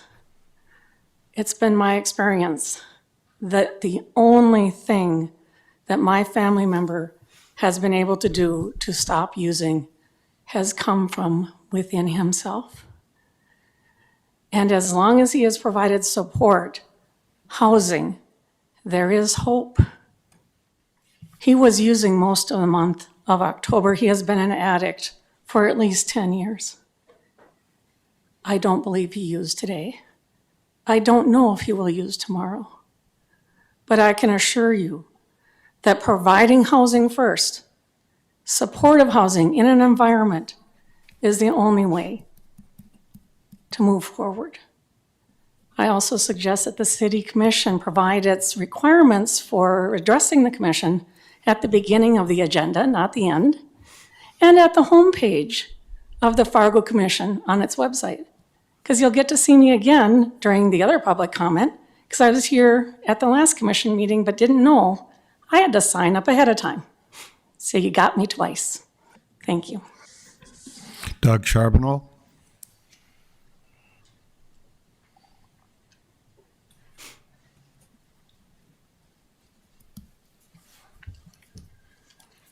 Good evening, Mayor Mahoney and Fargo City Commissioners. I am Doug Charbonneau, speaking in support of Operation Safe Fargo. Why do we need Operation Safe Fargo? It's safety. It is unsafe for chemically dependent homeless to be living outside in a North Dakota winter. Decades of poor policy have drawn the homeless population to Fargo. It is becoming unsustainable for our tax base to support efforts of housing. It is dangerous for the homeless to be outdoors in winter. We have been placed between a rock and a hard place due to bad policy. Despite taxpayers dumping more and more resources into the problem worsens. The public policy experiments of needle exchanges, housing the chemically addicted, and aid have been an abject failure. In a time when small Fargo businesses are closing on a daily basis, the primary responsibilities of government have not been providing the needed services of law enforcement. When businesses are seeking assistance from government for law enforcement, the suggestion from the city to fight crime is for businesses to install a porta potty outside their business. This is not a serious solution. Crime is the number one issue caused by the strong influx of homeless into Fargo. I have two personal examples to share. My own family experienced felony levels crimes committed against us twice within a year's time by homeless people. Law enforcement was too exhausted to properly investigate and properly report on these crimes. Fargo's bad policy on the homeless is consuming a significant share of law enforcement resources. It is not the fault of rank and file law enforcement. They are doing the best they can. It is bad policy of the commission. Fargo Police Administration can put on a brave face saying that they have this covered and crime levels are not so bad. No, they do not have this covered. Law enforcement needs the City Commission's help. The City Commission cannot continue to attract homeless from other cities. Thank you. Angie Fechner Cap.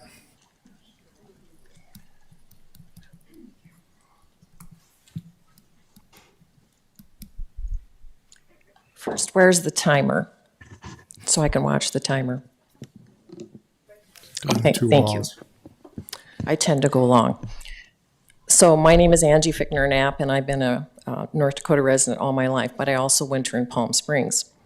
And we've had a condo there for 15 years, and I'm the one who met with Michelle ahead of time. I sit on a board that oversees 1,800 homes, 13 neighborhoods that reports into the Office of Neighborhoods for the City of Palm Springs.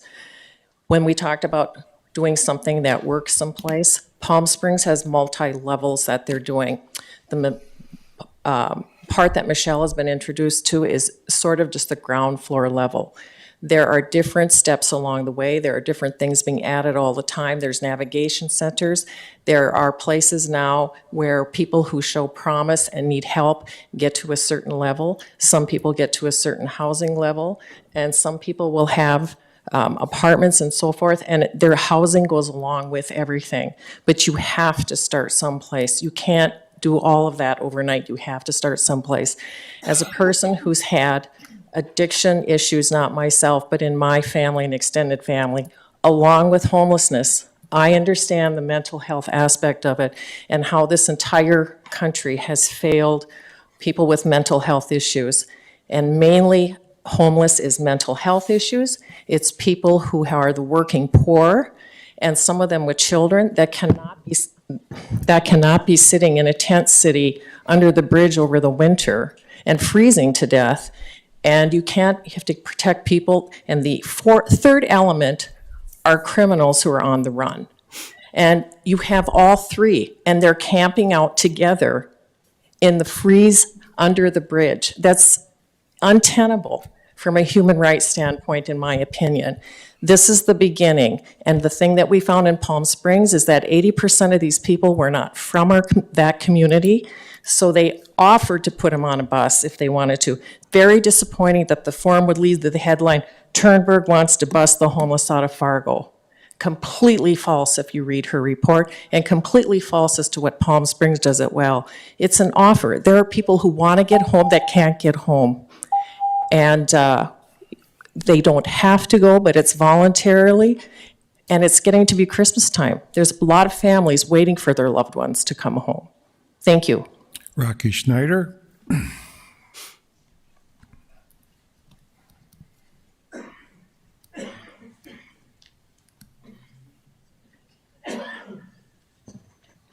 Good evening. I'm Rocky Schneider with the Downtown Community Partnership. So I want to start by saying thank you for showing the video of the Holiday Lights Parade. It's a great event. 15,000 people showed up, and a lot of you, I'm not sure which one of you is the Grinch costume, but thanks for making it part of the parade.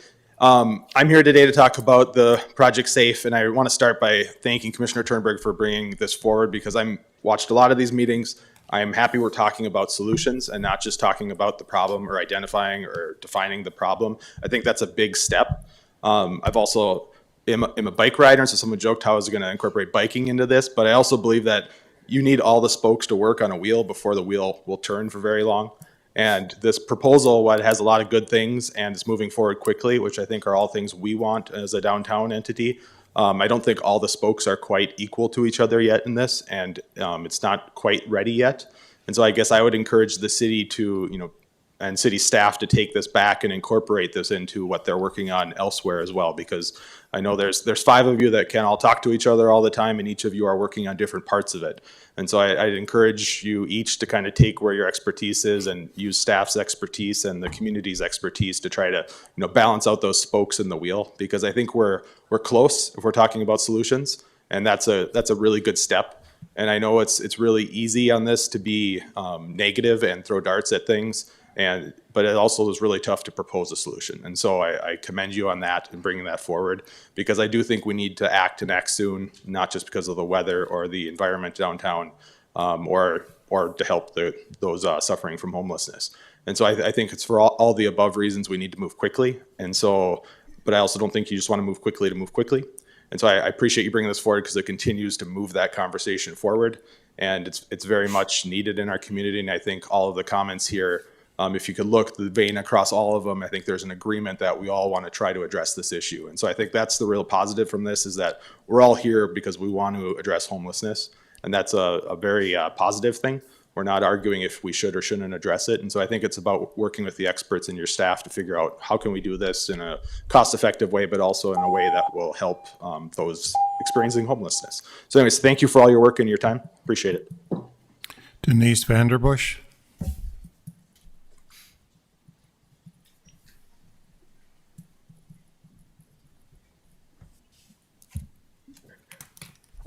Good evening. Thank you for allowing me to speak today. My name is Denise Vanderbush.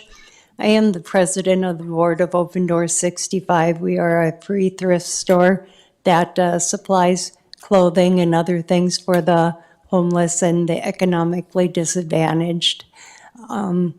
We do hear a lot of stories from those who are homeless, and this program that you have proposed for the homeless sounds kind of something that would work for some, but it's not a one-size-fits-all. And the stories that I hear, there are a lot, and I would love to see some of these, especially the younger ones, go home. I've asked them, have you talked to your mom when they come in? Because being a mom, I would cry if I knew that my child was out on the streets like that. And some have said they can't go home. There's sexual abuse, there's physical abuse. There's all kinds of reasons why they can't go home, and others, they really truly do want to go home. And some of them I wouldn't want to send back home. And if we could help some go home, but there are others that they truly can't go home. And we do need to find an alternate solution for those. And there are some that they don't want to go home. There are some that want to stay camping. If we could find a solution where we could allow them to stay camping, or we could find a place for them to be, if we could open up another homeless shelter or another place for them to be at. There are some that are chronically homeless because they choose to be homeless. They are mental illness. Their mental illness causes them to need to be homeless. I've known people that can't live inside. They're your war veterans, your PTSD veterans. Being inside is hard for them. It hurts them. They're physically unable to be inside. I invite you, each of you, to come spend a day with us while we're open at Open Doors. Spend time talking with these people. We've got the same people that will come in every time we're open. They love to spend time with us. Listen to their stories. They're good people. The stories you hear, they will change your heart and how you feel about this. Please come spend time with us. I'd love to have you there. Thank you. Virtually, we have Olivia Fisher on. Olivia, are you there? Yep, can you hear me? Yes, we can. Hi, my name is Olivia, and I'm a frustrated Fargo resident. First off, I'd like to point out what a huge waste of time this is, considering it was just months ago that the camping resolution passed. That resolution follows best practice and acknowledges the proven fact that camping bans will not solve the homelessness crisis. I ask you all to acknowledge that again before voting today. In the call to action for this plan, it says that Operation Safe Fargo prioritizes immediate safety and lays the groundwork for more sustainable interventions to address homelessness in our community. This is unfortunately not true, because we have seen that the removal of camps involves bulldozers and zero compassionate. This is not safe nor sustainable. The proposal to move the deck services to the Cass County Public Health Building disregards the fact that this will force a large majority of our unhoused neighbors to have to walk an hour instead of a few minutes to get a meal each day. With the rest of our shelters being full, the deck has been supporting many people every day that would otherwise have no access to these resources. There needs to be a space dedicated for folks to come and warm up or cool off for a bit and receive a meal. The deck even has lockers for folks to store their belongings while they are at interviews. Will you be allocating funds for accommodations like this? Opening up space in the Civic Center is great in terms of providing a larger warm space at night, but folks need and deserve more than that. Also, the offer to provide bus tickets is a nice accommodation for folks who need it, but this cannot be the only option for people who can't access a shelter at night. Folks who are intoxicated should not have to be sent off to a different city if they're not going to be allowed at the Civic Center. I have heard some of you complain about other cities supposedly doing the same exact thing, so your hypocrisy will be on full display based on your vote today. It is frustrating to read that Michelle's intentions for Operation Safe Fargo are to focus on the need for expanded mental health and addiction recovery services in Fargo. Not a single point in this proposal mentions any actual ideas for how to implement these services.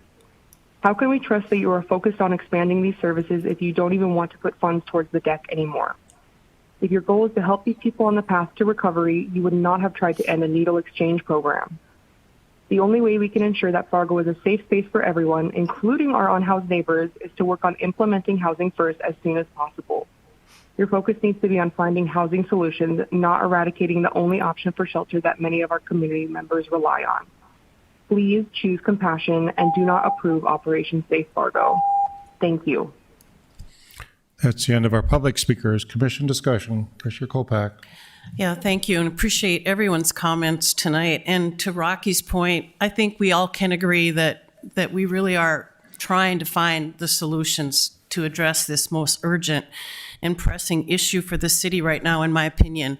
I will tell you that there literally have been daily meetings on this topic for months now, and the staff are working collectively above what they normally do in a day's time to work on this issue in addition to their regular responsibilities and tasks. So I appreciate that.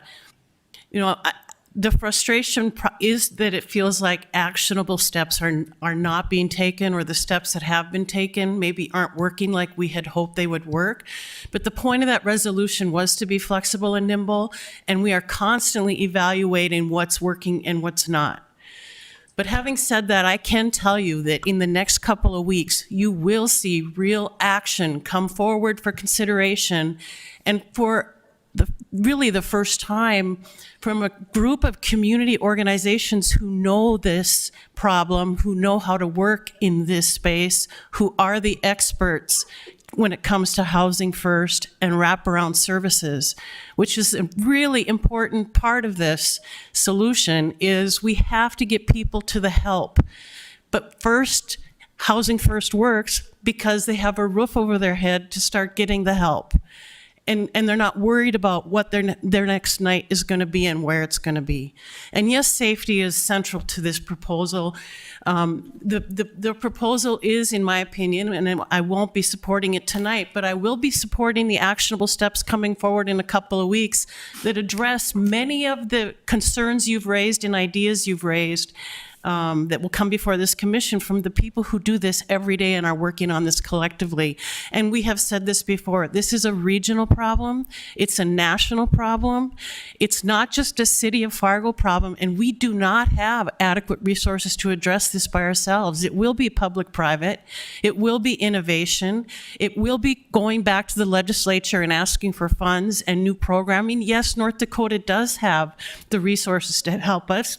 It will be looking at a diversion center in the future. It will be looking at moving deck, and it will be focused on housing first. And so those actionable steps will be coming forward very soon. I hear the frustration. I'm frustrated, but I can tell you this clearly has been a priority, and finding solutions, I hope, is all of our priorities sitting up here, and I think it clearly is. I will say, Mr. Chair. Commissioner Turnberg, I think Commissioner Strand is up next. Go ahead. Okay, Commissioner Turnberg. We have great relationships with our legislators, but there's no guarantee that we're going to get money from the state. There isn't.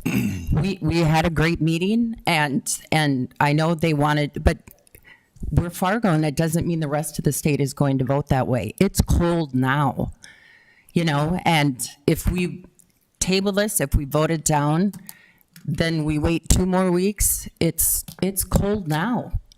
I think we've waited too long. Commissioner Strand. Thank you, Mayor and Commissioner Turnberg, for this discussion. It's a really healthy discussion. In times of change, a few weeks ago, you were voting against a warming center. No, I'm sorry. I have the microphone. Sorry, I have the microphone. That I do. was It's to my make fault. a point. Commissioner Turnberg. I have the floor. That's the mic at this time. You voted against a warming center. All right. And we all know that this is a crisis. This isn't a new crisis. Several years ago, we were meeting and winter was coming. And frankly, I told the city folks in the river room, I said, hey, if we don't have protection for people that are freezing, I will open up the Civic Center and let them in myself. And I will still do that if that's what it takes, if there are people freezing to death out there. But, and I've also called the governor, frankly. Some people weren't happy. I was reaching out to the governor saying, this is the state border with Minnesota, and we have people from across the whole state there, and I do not want us to have headlines that say, because of our action or inaction, we had human beings freeze to death out there. So that's a priority. We all share that priority. I really do believe we do share it. But one of our requirements here at the dais, if we're electeds, is to follow our governance procedures. I remember one time Commissioner Preston and I advanced a topic about the Liquor Control Board. We were pretty quickly told, that's not your authority. If you want to do something with the Liquor Control Board, go to the Liquor Control Board and introduce it in the lanes that exist for that action. This is my portfolio. You and I haven't even visited about this. It's my portfolio. We're required to communicate with people who carry portfolios to let them know, hey, I'm talking about this. I want you to know. I want your feedback. I don't even know. I know you've talked with somebody who has a Bible and a Constitution, and someone from Palm Springs, but I don't know if you've met with our public health people and our harm reduction people. They're the ones providing these services. Yes, Well, then take this to the table and shape it so that they can help you champion it. What have you brought forward? You can have your response, just wait. I'll give you lots of time to respond. All right? How many people in here know the name Clovia White Lightning? Okay, then there's another name we had of a woman that was frozen to death, and we have a photograph in the Fargo Forum. I think Dave Sampson took that historic award-winning photo of a frozen homeless person sleeping on the door of the bishop's residence, frozen to death. Clovia White Lightning showed up at a shelter in town in 1988 or 89 in March, was turned away at the door because they smelled alcohol on her breath. Next day, they found her frozen to death. If that's what we want, that's what we're going to get. You know, if we're going to have, I appreciate these discussions about safety and public safety and involving law enforcement, but we have to include the people who know what they're talking about, which is the law enforcement and the public health people and the harm reduction people. We have to engage them and involve them and include them so that we can collectively shape something that's for the greater good for everybody. You know, and I'm not going to stand for people being turned away because they're not the right people at the door for these shelters. You've raised some great topics, and thank you for that. It's a pressing issue. It's a downtown issue. It's a pressing issue. You know, but I just can't fathom. You know, we're down to, people say it's not working. It is working. It's still not working adequately. We still, last I heard, have 9 or 10 people on the river. We were over 40. We were over 40 people on the river. And we're up to 41 to 40 people, last I heard, in our warming center. That's a success. I know that they're not on cots, but at least they're inside and not freezing. We've grown our capacity in the Gladys Ray shelter to over 40 people, to my knowledge, per night. These programs are working. We need more help, and we need the state's help, and we need all of everybody to roll up their sleeves in this. But we can't be shooting from the hip and having actions that come out of the blue. This is not new stuff. And let's all work together.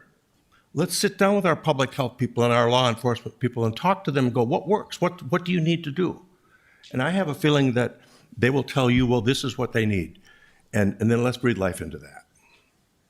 Commissioner Turnberg. Were you trying to just say there's 9 people down by the river? That's my understanding right now. There are 9 people camping on the river regularly. 9. That's what I'm told. I would debate that, but And they're, anyway, you have the microphone. So I'm just trying to bring some ideas forward. You don't have to agree with them all, but at least I'm bringing an idea. If I hadn't brought this, what would we be debating tonight? There wouldn't be a homeless question. There wouldn't be a shelter question. You brought porta potties, Commissioner Strand. Then let's bring some other ideas that we can vote on and implement. It's winter. So I appreciate you bringing this forward. I think the safety of the community is top priority for many people, and there's a lot of people in this room that think about that. What people have to understand, and just Mr. Strand references that our system has been working on this vigorously for the last 8 months. We have been working tirelessly to try to figure this out, and it's not easy. It's all over the country. It's all over the world. It's something that people are dealing with. We're working on balancing the needs of ensuring adequate shelter, winter warming, and housing options that are realized and maintained in the metro area throughout the winter and beyond. We did do a drone flyover of the camps along the river. It may be 9, John, I don't know what it is, but we've had our team go out there and say how many camps are left that we have to address. If we have to address that, we have to figure out monetarily how to address that. In partnership with the FM Coalition to End Homelessness and its membership, what is it, Chandler, 70 different organizations that are working on this? We are working on a homeless response system that have been developed at a consensus of short-term strategies required to prevent winter weather-related injury and death, as well as long-term plans to ensure adequate outflow for the homelessness into permanent housing. The development of this plan is well underway, and City Commission can expect to update of this plan next week, next commission meeting, December 23rd, Fargo City Commission meeting. It is not necessary for the City of Fargo to directly intervene with Operation Safe Fargo when experts in the homeless response system are in the process of developing and implementing a thoughtful, comprehensive, evidence-based solution to the homeless in the region. And Commissioner Turnberg, you did not have all that data when you came up with this. I say that you put forth a proposal, which is good to do, because it brings it to the forefront that we need to discuss this. But we need to have our local team work on this and bring forth a plan that will work successfully. When we have a police station that's just over at Mercantile, why would we re-up our present police station? And if I asked the police chief, what do you want, another police substation? He'd say in South Fargo, where it's a substation. But he would say he wants more officers. And that's a comment that we go to. And we now have a sales tax. Maybe we add more officers this year. There's other things we need to do. We think we have a viable plan that will make many people in the community pleased with where we're headed with this. It's embracing people with compassion and trying to understand what is best, and also dealing with the problem as we get from national experts. I have talked to our legislative partners, and I do see hope for us to get some money from our legislative partners. I have talked to the governor-elect, and he also is committed to help us with this problem. This is not something that we do alone. This is something that all the commissioners here, it's more than the City of Fargo. It's got to be our community that does this and takes care of this. It cannot be just us. And for those of you who are worried about being safe in our community, we want you safe in our community. When we have a parade downtown, I love seeing all the children, all the families, all the different people downtown. I see all the restaurants full. For our businesses downtown, we need to have a safe downtown. We have to have a downtown that we all enjoy and love. And Fargo is great. I just talked to another gentleman and brought another company to our city of Fargo because of all the amenities we have and what a great community we have. And we have to continue to look at how do we continue to make our community good and great. We as community members have to do that. So I will vote against this plan. I'll bring you a better plan in 2 weeks, and I think it's something we can support and be proud of because our teams worked on it very vigorously. So, any other discussion? Roll call vote. Turnberg, Aye. Pepcorn, Aye. Strand, No. Kolpak, No. Mahoney. No. Do you have any recommendations for the Civil Service Commission? Do I have a motion? So moved. Is there a second? Second. Roll call vote. Kolpak, Aye. Strand, Yes. Pepcorn, Aye. Turnberg, Aye. Mahoney. Aye. Applications for property tax exemption for improvements made to buildings. Do I have a motion? I so move. Second. Good second. Roll call vote, please. Pepcorn, Aye. Turnberg, Aye. Kolpak, Aye. Strand, Yes. Mahoney. Aye. We're still in meeting, please. If you want to speak, speak outside. Liaison and Commissioner assignment updates. Commissioner Strand. No report, Mayor. Mr. Kolpak. Yes, I have one slide tonight, and it's a congratulatory slide for Chief Dirksen. So Fire Chief Dirksen recently shared a letter that he received, a glowing letter of recognition from FEMA's Regional Administrator Nancy Dragnini, who commended the chief for his outstanding leadership and unwavering commitment as chairperson of the FEMA Region 8 Regional Advisory Council, which he's been serving for 10 years. In his 10 years on the council, the chief's strong advocacy for citizens in rural communities has profoundly influenced the council's discussions and decisions, the regional administrator wrote in the letter. And she went on to say that the Regional Advisory Council has benefited from Chief Dirksen's 30-plus years of emergency management experience and his unique perspective as Fargo's fire chief. She also added that really, truly, his service and leadership have impacted the lives of hundreds of Americans across this country. So congratulations and thank you, Chief.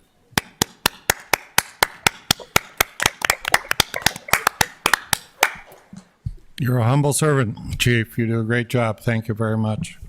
I have no report at this time. Mr. Turnberg? I do. The Fargo Public Library continues to be on pace for a record year for circulation and program attendance. Through the end of November, the library has circulated just under 980,000 items. Program attendance through the end of November is just over 39,000 attendees. 2 library programs in October were very successful.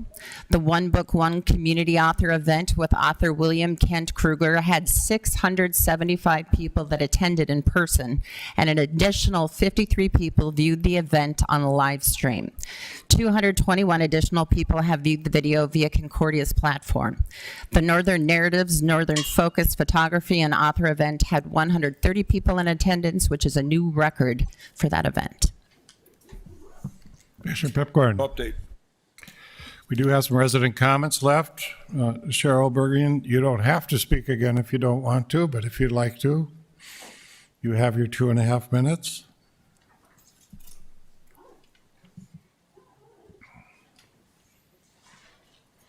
Thank you, Cheryl Bergen, resident of Fargo. I'm here to speak on the proposal to end the needle exchange program, which is part of the harm reduction program. I didn't have the opportunity to speak at the last commission meeting because I wasn't aware of the requirement to sign up prior to the commission meeting and sign up online. I heard some statements during that meeting regarding people who are addicts. One was that it was a habit. Second, that to provide harm reduction services are enabling. And I'm here to speak to the reality that those who are addicts or alcoholics have an illness. And I looked at the Recovery Reinvented website, and I saw a definition I think is really helpful. Addiction is a chronic disease which affects behavior. I agree. Addicts and alcoholics engage in behavior that is harmful to themselves and to the community.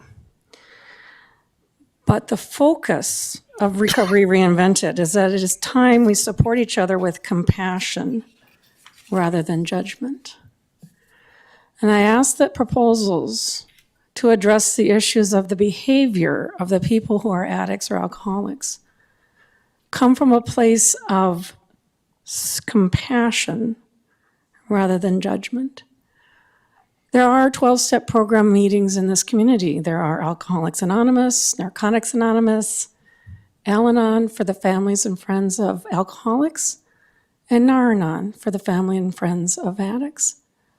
I encourage those who are not having had the experience of knowing what it is like to have a family member who is an addict, who is killing themselves over a decade, and knowing that that person is not choosing to have the illness that they have, but they are making decisions.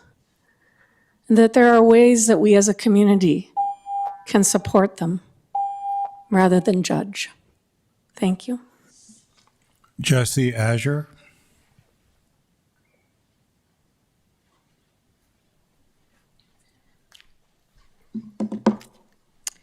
Hi, I am Jessie Azure, and I'm here today on behalf of the South University Drive Coalition. We are a neighborhood coalition, and we're a group of over about 100 concerned citizens and neighbors, and that membership continues to grow weekly. So I just want to give you kind of a brief update on where we're at with a few things. On November 25th, we held a public meeting to discuss our safety concerns surrounding the recent purchase of 2627 University Drive South by an organization known as STAND.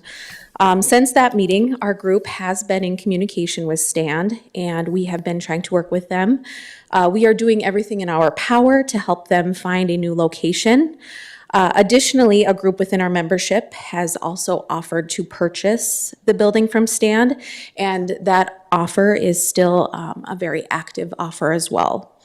On Friday, we did receive communication from STAND they had been asking us to pause our search efforts as they seemed confident that they were going to be staying at their current location. we will remain cautiously optimistic. However, we will consider this a closed matter once Stand has moved forward with an executed purchase agreement on the 2627 parcel and has sold it. With that, I will say our work will then shift from our neighborhood to the broader community interest. And we fully intend to lobby this commission and the appropriate government agencies to make changes to ordinances and/or licensing for the subcategory of medical facilities in order to ensure that another neighborhood within our community does not have to go through with this as well. So that's all I have. I want to say thank you, and we plan to see you again in the near future. Thanks. Thank you. Victoria Johnson. Lanny Wild. Lanny Wilds. With that done, we are adjourned.